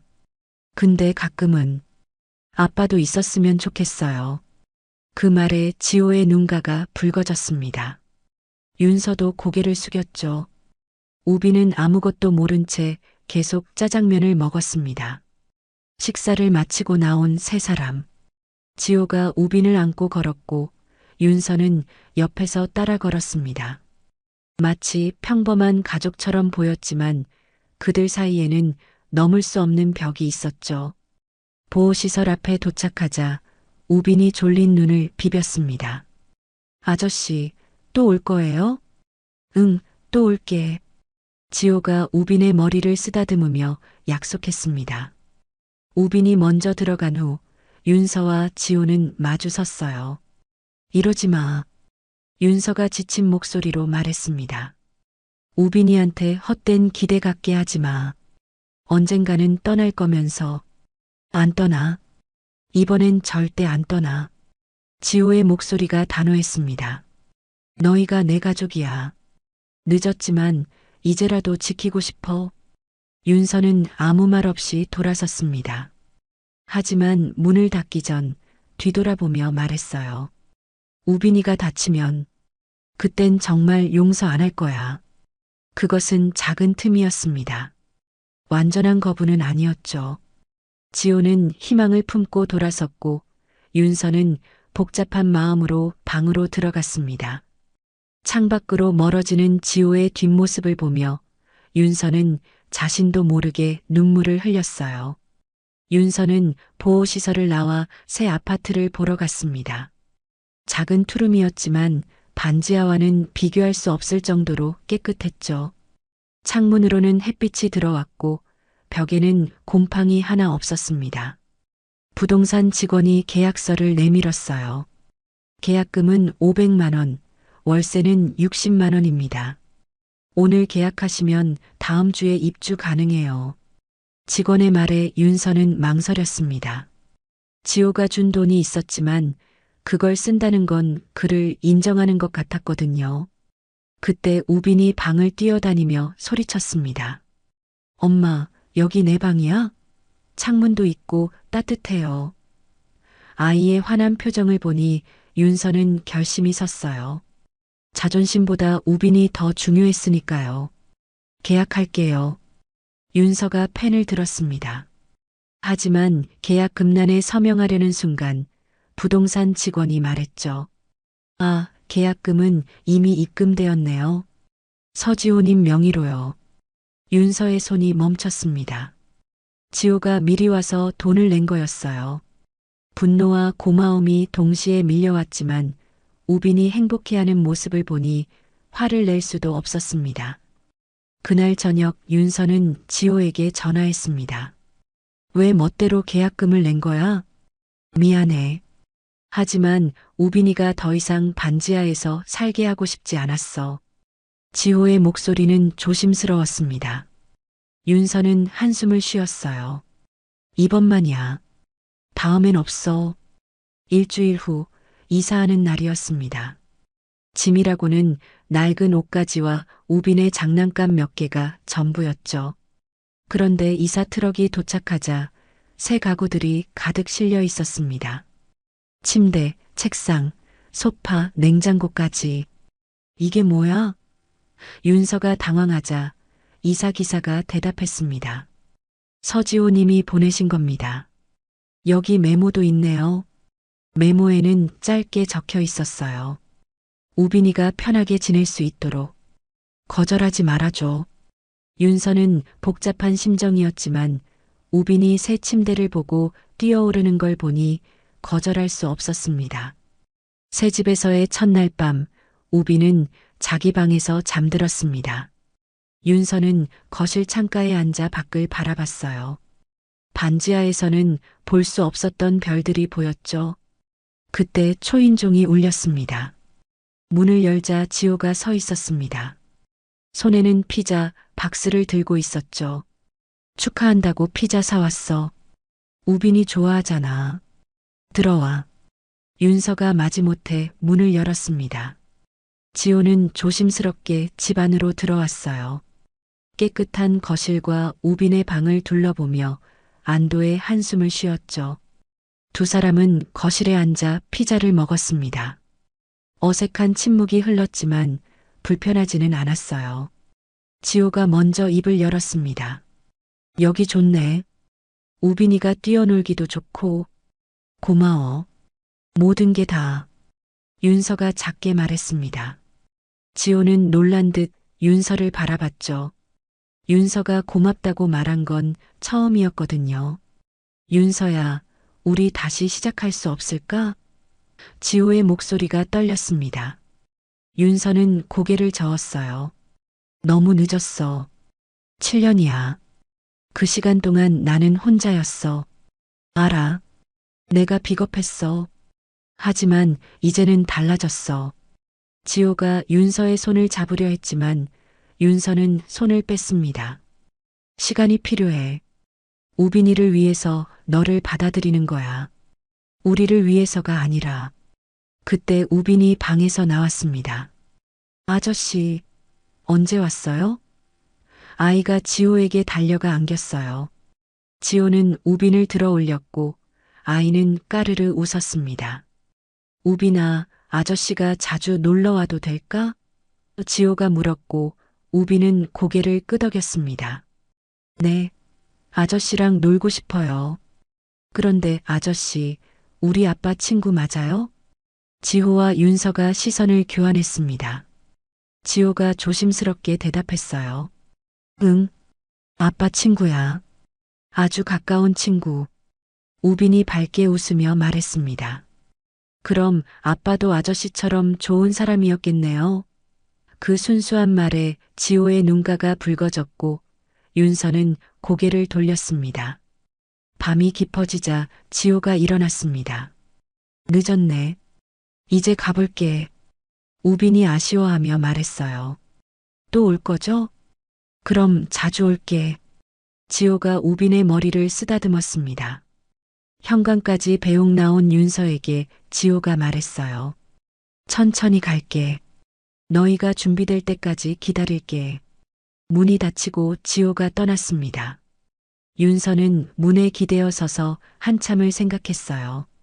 마음 한구석에서는 지호를 용서하고 싶었지만 7년의 상처가 쉽게 아물지 않았습니다.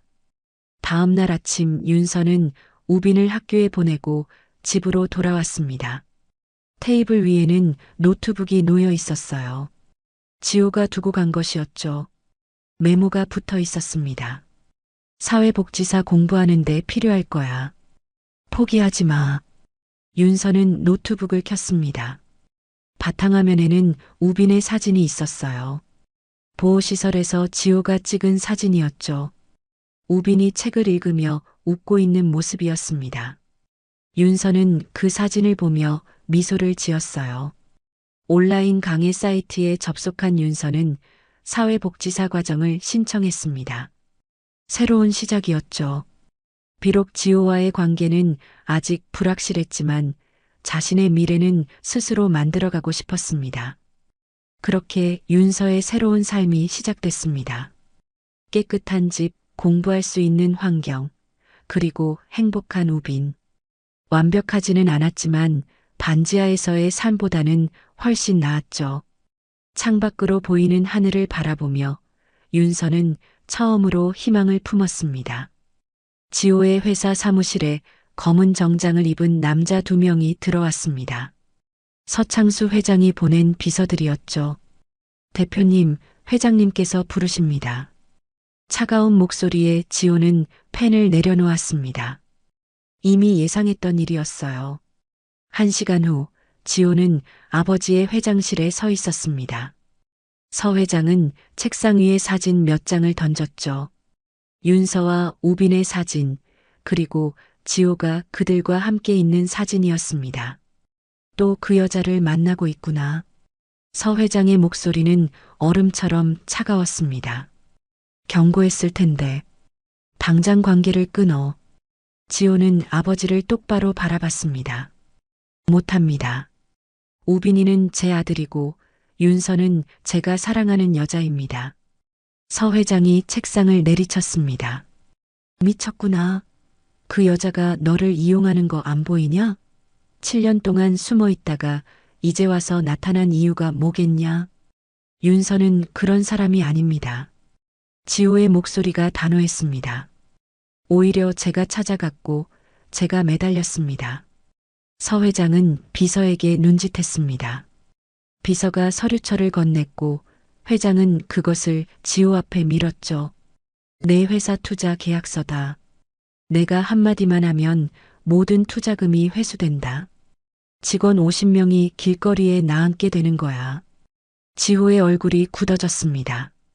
회사는 그의 전부였고 직원들은 가족 같은 존재였죠. 하지만 이번에는 물러설 수 없었습니다. 회사가 망해도 상관없습니다. 지호가 떨리는 목소리로 말했습니다. 이제 내 인생은 내가 책임질게요.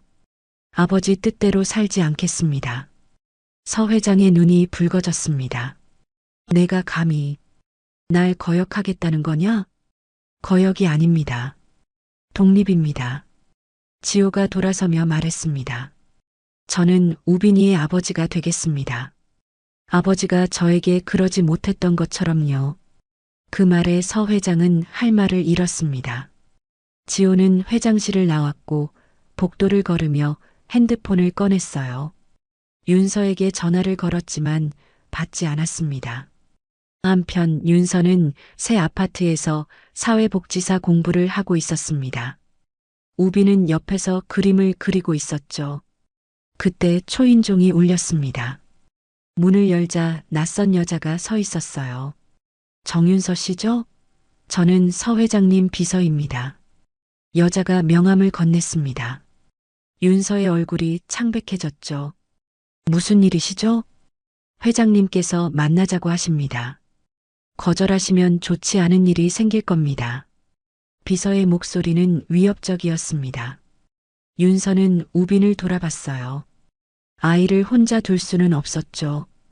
우빈이도 데리고 가야 합니다. 윤서가 말했고 비서는 고개를 끄덕였습니다. 30분 후 윤서와 우빈은 호텔 라운지에 있었어요. 서 회장이 맞은편에 앉아 있었죠. 드디어 만나는군요. 서 회장이 윤서를 위아래로 훑어봤습니다. 보육원 출신이라던데 역시 그런 티가 나는군. 윤서는 주먹을 꽉 쥐었지만 참았습니다. 우빈이 옆에 있었으니까요. 왜 부르신 거죠?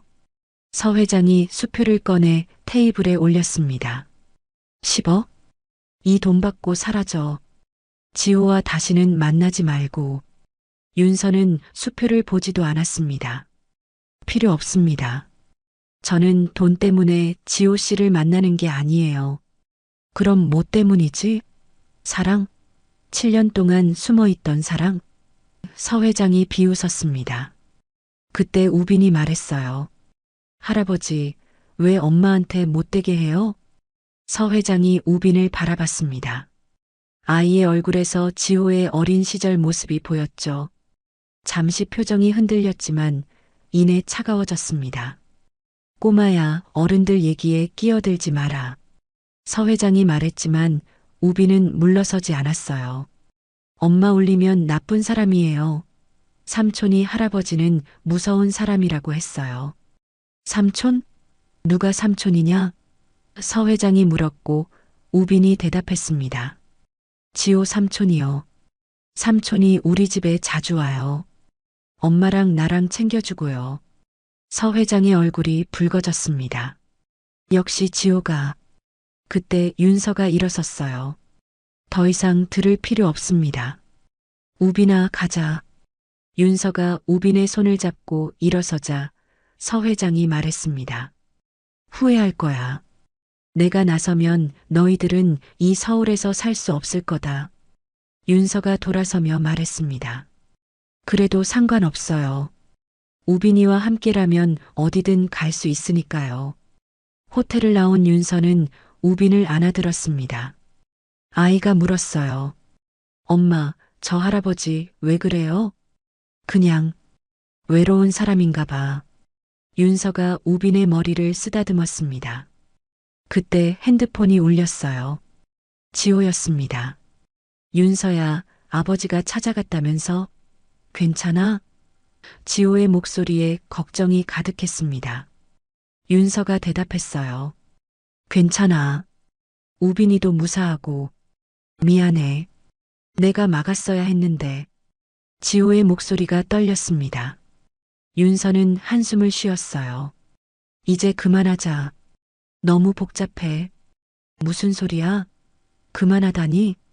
지호가 당황했고 윤서가 말했습니다. 우빈이가 상처받는 걸 더 이상 보고 싶지 않아. 내 아버지가 계속 이럴 거잖아. 전화를 끊은 윤서는 우빈과 함께 집으로 돌아왔습니다. 현관문을 열자 지호가 서 있었어요. 숨을 헐떡이며 땀에 젖은 모습이었죠. 뛰어왔어.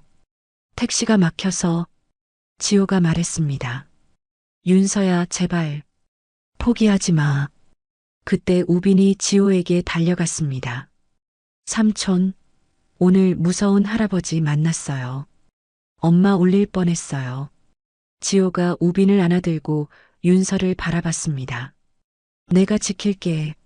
아버지로부터도 세상으로부터도 너희를 지킬게. 토요일 오후 윤서는 우빈과 함께 마트에서 장을 보고 있었습니다. 새 아파트로 이사한 후 처음으로 여유 있게 쇼핑을 하는 날이었죠. 우빈이 과자 코너에서 눈을 반짝이며 이것저것 담으려 하자 윤서는 웃으며 말렸습니다. 우빈아, 하나만 골라. 엄마의 말에 우빈이 입을 삐죽거렸어요. 엄마, 지호 삼촌이 사준다고 했는데. 윤서의 표정이 굳어졌습니다. 최근 우빈이 지호를 너무 의지하는 것 같아 걱정이었거든요. 그때 윤서의 핸드폰이 울렸습니다. 지호였어요. 윤서야, 우빈이랑 어디야? 같이 저녁 먹자. 지호의 목소리는 밝았지만 윤서는 망설였습니다. 오늘은 안 돼. 우빈이랑 둘이 있고 싶어. 전화를 끊은 윤서는 우빈의 손을 잡고 계산대로 향했습니다. 하지만 우빈의 표정이 어두워진 걸 보니 마음이 아팠어요. 집으로 돌아오는 길, 우빈이 조용히 물었습니다. 엄마, 왜 지호 삼촌이랑 안 만나요? 삼촌이 우리 아빠 아니에요? 그 순수한 질문에 윤서는 발걸음을 멈췄습니다. 아이의 눈동자가 간절했어요. 우빈아. 윤서가 무릎을 꿇고 아이와 눈높이를 맞췄습니다. 엄마도 잘 모르겠어. 어른들 일은 복잡해. 그날 밤 우빈이 잠든 후 윤서는 거실에 앉아 생각에 잠겼습니다. 지호와의 관계, 우빈의 미래, 그리고 서 회장의 위협. 모든 게 얽혀 있었죠. 그때 초인종이 울렸습니다. 문을 열자 지호가 서 있었어요. 손에는 우빈이 좋아하는 피자를 들고 있었죠. 미안. 그냥 못 참겠어서 왔어. 윤서는 한숨을 쉬며 지호를 들어오게 했습니다. 두 사람은 거실에 마주 앉았어요. 지호가 먼저 입을 열었습니다. 오늘 아버지한테 통보했어. 회사 그만두겠다고. 뭐? 윤서가 놀란 눈으로 지호를 바라봤습니다. 미쳤어? 내가 그렇게 아끼던 회사잖아. 지호는 쓴웃음을 지었습니다. 회사보다 너희가 더 중요해.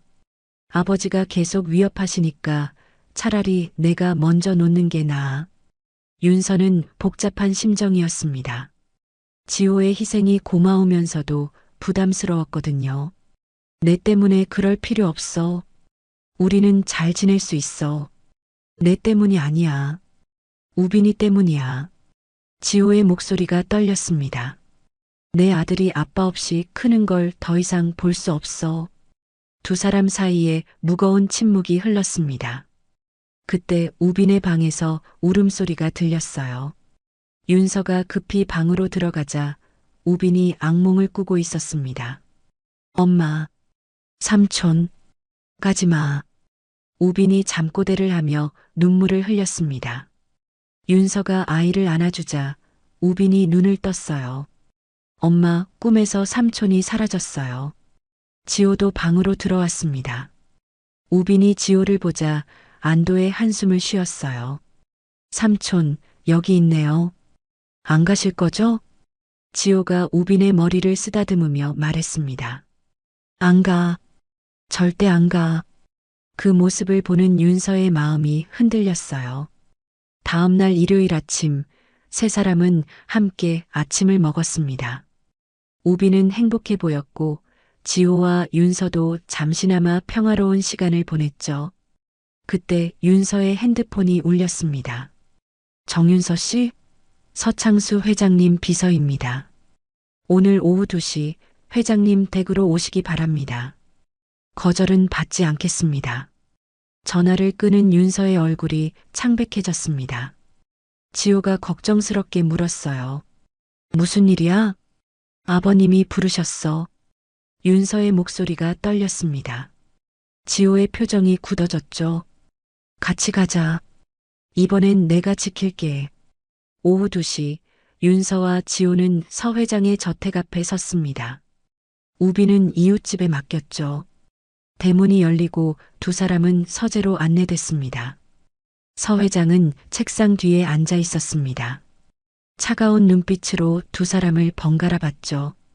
지호, 내가 회사를 그만둔다고? 네, 그만두겠습니다. 지호가 단호하게 대답했습니다. 서 회장이 책상을 내리쳤어요. 미쳤구나. 그 여자 때문에 모든 걸 포기하겠다는 거냐? 윤서 때문이 아닙니다. 제 선택입니다. 지호가 윤서의 손을 잡았습니다. 저는 윤서와 우빈이와 함께 살 겁니다. 서 회장의 얼굴이 붉어졌습니다. 그래, 좋다. 하지만 내 재산은 한 푼도 못 받을 거다. 상속도 포기해라. 상관없습니다. 지호의 대답에 서 회장은 할 말을 잃었습니다. 그때 윤서가 입을 열었어요. 회장님, 저는 지호 씨의 돈이나 지위를 원한 적 없습니다. 단지 윤서가 잠시 망설이다가 말을 이었습니다. 우빈이에게 아빠가 필요할 뿐입니다. 서 회장이 윤서를 날카롭게 바라봤습니다. 그 아이가 정말 지호 아이라는 증거가 있나? 윤서는 가방에서 서류를 꺼냈습니다. 우빈의 출생증명서와 병원 기록이었죠. 필요하시면 친자 확인을 해도 됩니다. 저는 거짓말하지 않습니다. 서 회장은 서류를 훑어봤습니다. 날짜를 계산해 보니 지호와 윤서가 함께였던 시기와 정확히 맞아떨어졌죠. 한참을 침묵하던 서 회장이 입을 열었습니다. 나가라. 둘 다 내 눈앞에서 사라져라. 차가운 목소리였지만 어딘가 지친 기색이 묻어났습니다. 저택을 나온 두 사람은 한동안 말이 없었습니다. 그러다 지호가 윤서를 돌아봤어요. 후회 안 해. 너희와 함께라면 뭐든 할 수 있어. 윤서는 지호의 손을 꼭 잡았습니다. 처음으로 마음의 벽이 무너지는 것 같았어요. 지호는 우빈의 손을 꼭 잡고 서 회장의 저택으로 향했습니다. 윤서도 함께였죠. 세 사람이 나란히 선 모습은 마치 진짜 가족 같았습니다. 대문 앞에서 지호가 심호흡을 했어요. 오늘이 모든 걸 결정하는 날이 될 거라는 걸 알았거든요. 서재의 문이 열리자 서 회장이 의자에서 일어났습니다. 그의 시선이 우빈에게 머물렀죠. 아이의 얼굴을 자세히 들여다보던 회장의 표정이 미묘하게 변했습니다. 지호의 어린 시절이 겹쳐 보였던 거예요. 이 아이가 서 회장의 목소리가 떨렸습니다. 평소의 차가운 모습과는 달랐죠. 우빈이 조심스럽게 인사했어요. 안녕하세요, 할아버지. 그 순진한 인사에 서 회장은 잠시 말을 잃었습니다. 지호가 앞으로 나섰어요. 아버지, 이제 인정해 주세요. 우빈이는 제 아들이고 윤서는 제가 사랑하는 여자입니다. 서 회장이 책상 서랍에서 서류 봉투를 꺼냈습니다. 친자 확인서였죠. 이미 조사해봤다. 이 아이가 내 아들이라는 건 확실하더군. 그의 목소리에는 체념이 섞여 있었습니다. 윤서가 놀란 눈으로 서 회장을 바라봤습니다. 그럼 왜 계속 반대하신 거죠? 서 회장이 창밖을 바라보며 말했습니다. 내가 틀렸다는 걸 인정하기 싫었을 뿐이야. 지호 어머니도 평범한 집안 출신이었는데 내가 반대했었지. 결국 결혼했지만 행복하지 못했어. 내 고집 때문에. 처음으로 서 회장이 약한 모습을 보였습니다. 지호도 놀란 표정이었죠. 아버지가 어머니 얘기를 꺼낸 건 처음이었거든요. 지호야, 너는 나처럼 살지 마라. 서 회장이 아들을 바라봤습니다. 내가 선택한 길이라면 끝까지 가거라. 그 말에 지호의 눈가가 붉어졌습니다. 아버지, 서 회장이 우빈에게 다가갔습니다. 무릎을 꿇고 아이와 눈높이를 맞췄죠. 우빈아, 내가 할아버지란다. 미안하구나. 너를 더 일찍 만났어야 했는데. 우빈이 해맑게 웃으며 서 회장을 안았습니다. 괜찮아요, 할아버지. 이제 만났으니까요. 그 순수한 포옹에 서 회장의 눈에서 눈물이 흘렀습니다. 평생 감정을 숨기며 살았던 그에게는 낯선 경험이었죠. 윤서도 그 모습을 보며 마음이 누그러졌어요. 윤서 씨, 서 회장이 일어서며 말했습니다. 내가 당신에게 상처를 많이 줬소. 용서해 주시오. 윤서는 잠시 망설이다가 고개를 숙였습니다. 저도 죄송합니다. 우빈이를 숨긴 것은 제 잘못이에요. 서 회장이 책상에서 또 다른 서류를 꺼냈습니다. 이건 지우 어머니가 남긴 유산이야. 원래 손자가 태어나면 주려고 했던 거지. 우빈이 이름으로 신탁 계좌를 만들어뒀다. 지호가 서류를 보고 놀랐습니다. 어머니가 이런 걸 준비하셨어요? 내 어머니는 늘 말했지. 언젠가 지호가 진정한 사랑을 찾으면 그 사람을 받아들이라고. 서 회장의 목소리가 떨렸습니다. 내가 그 말을 들었어야 했는데. 윤서가 조심스럽게 물었습니다. 그럼 이제 저희를 인정해 주시는 건가요? 서 회장이 고개를 끄덕였습니다. 그래, 늦었지만 이제라도 제대로 된 할아버지가 되고 싶구나. 우빈이 신나서 뛰어다녔습니다. 할아버지가 생겼어. 이제 나도 할아버지 있어요. 그 모습을 보며 모두가 웃었습니다. 차가웠던 서재에 따뜻한 온기가 퍼졌죠. 서 회장이 우빈의 머리를 쓰다듬으며 말했어요. 우빈아, 다음 주에 할아버지 집에 놀러 오렴. 정원에 놀이터를 만들어 놓을게. 진짜요? 와, 신난다. 우빈의 환호성에 모두가 미소를 지었습니다. 지호가 윤서의 손을 잡았습니다. 이제 정말 새로 시작하는 거야. 우리 셋이 아니라 넷이서. 윤서가 지호의 손을 꼭 잡으며 고개를 끄덕였습니다.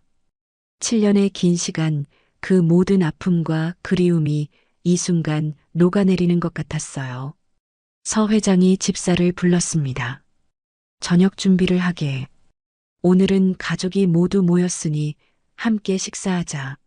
식탁에 앉은 네 사람. 우빈은 할아버지에게 유치원 얘기를 신나게 들려줬고 서 회장은 손자의 말 하나하나에 귀 기울였습니다. 지호와 윤서는 서로를 바라보며 미소 지었죠. 이게 그들이 꿈꿔온 모습이었어요. 할아버지, 저 다음 주에 학예회 해요. 와주실 거예요? 우빈이 기대에 찬 눈으로 물었습니다. 당연하지. 할아버지가 제일 앞자리에서 볼 거야. 서 회장의 대답에 우빈이 환하게 웃었어요. 저녁 식사가 끝나고 집으로 돌아가는 길, 우빈은 지호와 윤서 사이에서 양손을 잡고 걸었습니다. 엄마, 이제 우리 진짜 가족이에요? 그래, 우빈아. 진짜 가족이야. 윤서가 아이의 손을 꼭 잡으며 대답했습니다. 지호가 우빈을 어깨에 올렸습니다. 우빈아, 이제부터 아빠라고 불러도 돼. 정말요? 아빠. 우빈이 크게 외쳤습니다. 그 소리가 저녁 하늘에 울려 퍼졌죠. 집에 도착한 세 사람은 거실에 나란히 앉았습니다. 우빈은 두 사람 사이에서 졸기 시작했고 지호와 윤서는 아이를 바라보며 행복한 미소를 지었어요. 이제 진짜 시작이었습니다. 가족으로서의 새로운 삶이요. 2025년 4월 따뜻한 봄날이 찾아왔습니다. 새 아파트의 거실 창으로 햇살이 쏟아져 들어왔고 윤서는 노트북 앞에 앉아 사회복지사 시험 준비를 하고 있었어요. 책상 위에는 두꺼운 교재와 형광펜이 가득했죠. 우빈은 자기 방에서 그림을 그리고 있었습니다. 엄마, 다 그렸어요. 우빈이 그림을 들고 뛰어왔습니다. 종이에는 네 사람이 손을 잡고 있는 모습이 그려져 있었어요. 엄마, 아빠, 자신, 그리고 할아버지까지. 윤서는 그림을 보며 미소를 지었습니다. 우와, 우빈이 정말 잘 그렸네. 이거 아빠한테도 보여줄까? 윤서가 물으니 우빈이 고개를 끄덕였어요. 네. 아빠 오늘 몇 시에 와요? 6시쯤 올 거야. 윤서가 대답하자 우빈은 시계를 봤습니다. 아직 3시였지만 벌써부터 아빠를 기다리는 마음이 가득했죠. 그때 초인종이 울렸습니다. 문을 열자 택배 기사가 큰 상자를 들고 있었어요. 서지호 님이 보내신 겁니다. 상자를 열어보니 우빈을 위한 새 책상과 의자였습니다. 그리고 윤서를 위한 노트북 가방도 들어 있었죠. 메모가 붙어 있었어요. 공부 열심히 해. 응원할게. 윤서는 복잡한 심정이었습니다. 지호의 배려가 고마우면서도 아직 완전히 마음을 열지 못한 자신이 답답했거든요. 7년의 시간이 만든 벽은 쉽게 무너지지 않았습니다. 오후 4시 윤서는 우빈을 데리고 새로 전학 간 초등학교로 향했습니다. 입학 상담을 받기 위해서였죠. 교문에 들어서자 넓은 운동장과 깨끗한 건물이 눈에 들어왔어요. 반지하 근처의 낡은 유치원과는 천지 차이였습니다. 어머님, 우빈이는 정말 밝은 아이네요. 담임 선생님이 우빈을 보며 웃었습니다. 금방 적응할 거예요. 아버님도 함께 오실 줄 알았는데. 윤서가 잠시 망설이다가 대답했습니다. 아빠는 일이 있어서. 다음에 올게요. 상담을 마치고 나오는 길, 우빈이 신나서 뛰어다녔습니다. 엄마, 여기 도서관도 있고 컴퓨터실도 있대요.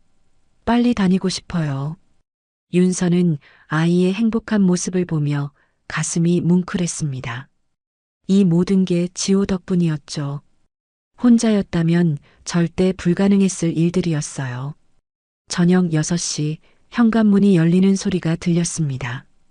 우빈아, 아빠 왔다. 지호의 목소리에 우빈이 달려나갔어요. 아빠.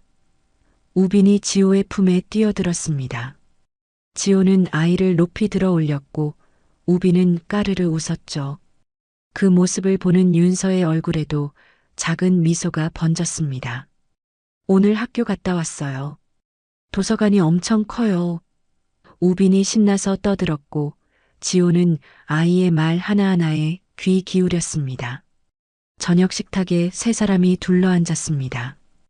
윤서가 만든 된장찌개와 불고기, 그리고 우빈이 좋아하는 계란말이가 차려졌죠. 평범한 저녁 식사였지만 그들에게는 특별한 시간이었어요. 윤서야, 시험 공부는 잘 되고 있어? 지호가 조심스럽게 물었습니다. 윤서가 고개를 끄덕였어요. 응, 생각보다 어렵긴 한데. 열심히 하고 있어. 힘들면 과외 선생님 구해줄까? 지호의 제안에 윤서는 고개를 저었습니다.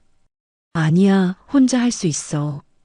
이미 충분히 도와줬잖아. 식사 후 지호와 우비는 거실에서 레고를 가지고 놀았습니다. 성을 만들며 즐거워하는 두 사람을 보며 윤서는 설거지를 하다가 잠시 멈췄어요. 이런 평범한 일상이 얼마나 소중한지 새삼 느꼈거든요. 엄마도 같이 해요. 우빈이 윤서를 불렀습니다. 윤서는 앞치마를 벗고 두 사람 옆에 앉았어요. 세 사람이 함께 레고 성을 완성해가는 모습은 정말 평범한 가족 같았습니다. 밤 9시 우빈이 잠들 시간이었습니다. 지호가 아이를 안고 방으로 들어갔고 윤서도 따라갔어요. 우빈을 침대에 눕히고 이불을 덮어주는 지호의 모습이 자연스러웠습니다. 아빠, 내일도 올 거예요? 우빈이 졸린 눈으로 물었습니다. 지호가 아이의 이마에 입을 맞추며 대답했어요. 그럼 매일 올게. 우빈이 잠든 후 지호와 윤서는 거실에 나란히 앉았습니다. 창밖으로는 도시의 야경이 반짝이고 있었죠. 한동안 침묵이 흘렀지만 불편하지는 않았어요. 윤서야. 지호가 먼저 입을 열었습니다. 나 다음 달에 새로운 회사 차릴 거야. 작지만 내 것으로 다시 시작하려고. 윤서가 놀란 눈으로 지호를 바라봤습니다. 아버님 회사는? 완전히 독립하기로 했어. 아버지도 이제 인정하셨고. 지호가 윤서의 손을 잡았습니다. 너랑 우빈이랑 제대로 된 가족이 되고 싶어? 더 이상 숨지 않고 당당하게. 윤서의 눈에 눈물이 맺혔습니다. 나도 그러고 싶어. 하지만 아직 무서워. 또 잃을까봐. 지호가 윤서를 안아주었습니다. 이번엔 절대 놓지 않을게. 약속해. 그 순간 우빈이 방에서 나왔습니다. 엄마, 아빠, 왜 안 자요? 졸린 목소리로 물으며 두 사람 사이에 파고들었어요. 세 사람은 서로를 아는 채 한참을 그렇게 있었습니다. 다음 날 아침 윤서는 일찍 일어나 도시락을 쌌습니다. 우빈의 도시락과 함께 지호의 것도 준비했죠. 처음으로 만드는 지호의 도시락이었어요. 김밥과 과일, 그리고 작은 메모를 넣었습니다. 힘내세요. 지호가 도시락을 받아들며 놀랐습니다. 이게 나 주는 거야? 윤서가 수줍게 고개를 끄덕였습니다. 회사 차리느라 바쁠 텐데 밥은 제대로 먹어야지. 지호의 얼굴에 환한 미소가 번졌습니다. 도시락을 든 그의 손이 미세하게 떨렸어요. 7년 만에 받는 윤서의 도시락이었으니까요. 그렇게 세 사람의 새로운 일상이 시작됐습니다. 완벽하지는 않았지만 조금씩 가족이 되어가고 있었어요. 2025년 5월의 어느 토요일 오후 공원은 벚꽃이 만개해 있었습니다. 분홍빛 꽃잎이 바람에 날리며 마치 봄눈처럼 내리고 있었죠. 윤서는 벤치에 앉아 그 풍경을 바라보고 있었습니다. 옆에는 지호가 그리고 조금 떨어진 곳에서는 우빈이 비눗방울을 불며 뛰어놀고 있었어요. 벚꽃이 정말 예쁘네. 윤서가 나지막이 말했습니다. 지호는 윤서의 옆모습을 바라보며 미소 지었죠. 7년 전 처음 만났을 때의 윤서와 지금의 윤서. 많은 것이 변했지만 그녀의 따뜻한 마음만은 그대로였습니다. 우빈이 숨을 헐떡이며 달려왔습니다. 엄마, 아빠, 저기 봐요. 나비예요. 아이의 손가락이 가리키는 곳에는 노란 나비 한 마리가 날아다니고 있었어요. 우빈은 나비를 따라 다시 뛰어갔고 지호와 윤서는 그 모습을 흐뭇하게 바라봤습니다. 우빈아, 너무 멀리 가지 마. 윤서가 걱정스럽게 외쳤지만 얼굴에는 미소가 가득했어요. 지호가 윤서의 손을 살짝 잡았습니다. 걱정 마. 내가 지켜볼게. 지호가 우빈을 따라가자 윤서는 혼자 벤치에 앉아 생각에 잠겼습니다. 반지하에서 시작된 겨울이 이렇게 따뜻한 봄으로 변할 줄은 꿈에도 몰랐죠. 가난과 외로움 속에서 혼자 아이를 키우던 날들, 그리고 지호와의 재회, 모든 것이 영화 같았습니다. 엄마, 우빈의 목소리에 윤서가 고개를 들었습니다. 아이가 양손 가득 벚꽃 꽃잎을 들고 왔어요. 엄마 선물이에요. 예쁘죠? 윤서는 우빈을 안아들었습니다. 우와, 우빈이가 준 선물이 제일 예뻐. 아이의 볼에 뽀뽀를 하자 우빈이 까르르 웃었어요. 지호가 아이스크림 3개를 들고 돌아왔습니다. 우빈이가 좋아하는 초코맛이야. 우빈이 환호성을 지르며 아이스크림을 받아들었죠. 세 사람은 벤치에 나란히 앉아 아이스크림을 먹었습니다. 아빠, 우리 다음 주에도 여기 올 수 있어요? 우빈이 물었고 지호가 고개를 끄덕였습니다. 그럼 매주 오자. 우리 가족 나들이 장소로. 가족. 그 단어를 듣는 순간 윤서의 가슴이 뭉클해졌습니다. 그토록 원했지만 가질 수 없다고 생각했던 것.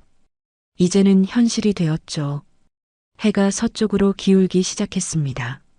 노을빛이 공원을 황금색으로 물들이고 있었어요. 우빈은 지호의 어깨 위에 올라타 있었고 윤서는 그들 옆을 걸었습니다. 우빈아, 이제 아빠라고 불러도 돼? 우빈이 조심스럽게 물었습니다. 지호의 눈가가 촉촉해졌어요. 그럼 당연하지. 나는 우빈이 아빠야. 아빠.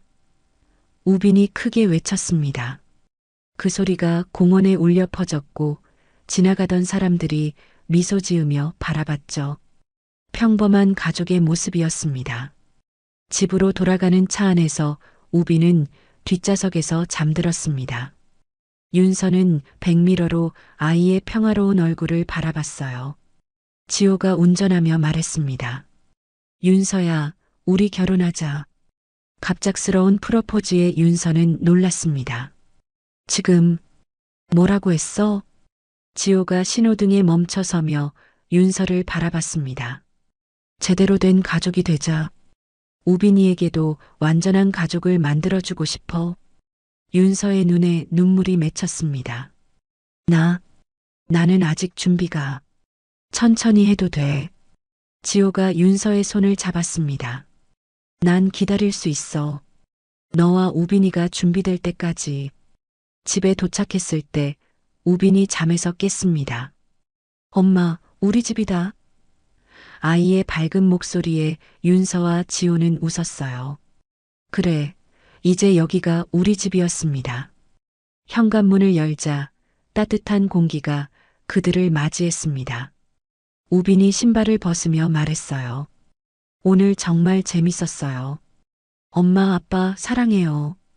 그 순진한 고백에 윤서와 지호는 동시에 우빈을 안았습니다. 세 사람이 포옹하는 모습은 그 자체로 완벽한 그림이었죠. 저녁을 먹고 우빈이 잠든 후 윤서와 지호는 거실에 앉아 차를 마셨습니다. 창밖으로는 도시의 불빛이 반짝이고 있었어요. 지호야. 윤서가 입을 열었습니다. 나도 너와 결혼하고 싶어. 지호의 얼굴에 환한 미소가 번졌습니다. 정말? 윤서가 고개를 끄덕였어요. 응. 이제는 두렵지 않아. 너와 우빈이가 있으니까.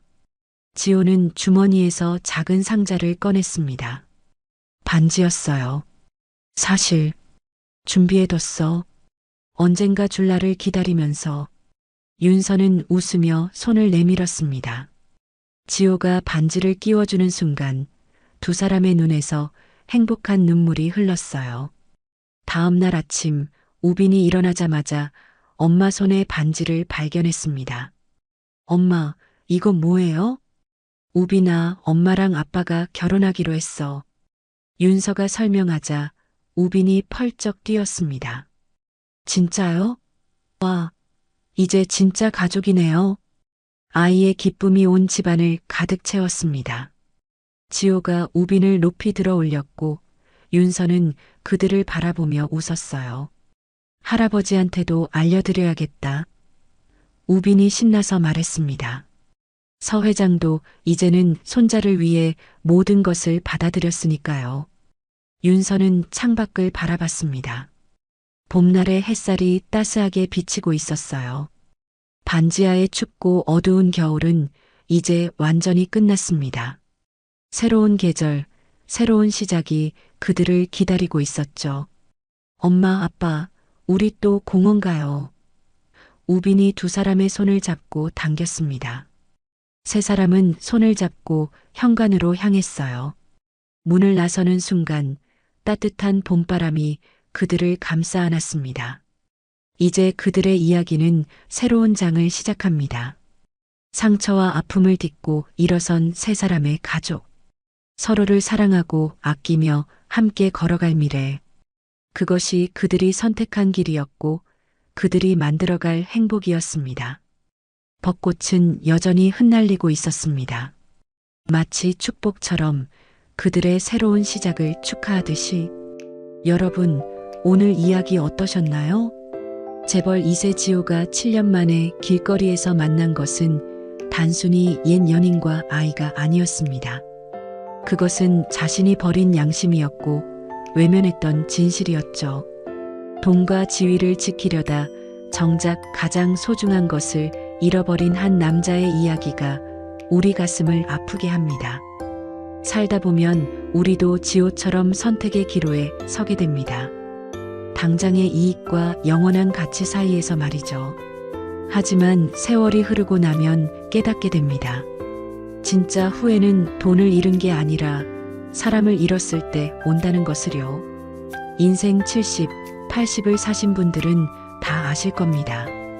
마지막 순간에 떠오르는 건 통장 잔고가 아니라 함께했던 사람들의 얼굴이라는 것을. 그때 미안하다고 말할 걸, 사랑한다고 한 번 더 말할 걸 하는 후회만 남는다는 것을요. 아직 늦지 않았습니다. 오늘이라도 전화기를 들어보세요. 오래 연락 못한 자녀에게, 서운했던 형제에게, 멀어진 친구에게. 잘 지내니? 한마디면 충분합니다. 자존심이 밥 먹여주지 않듯이 자존심이 외로움을 달래주지도 못합니다.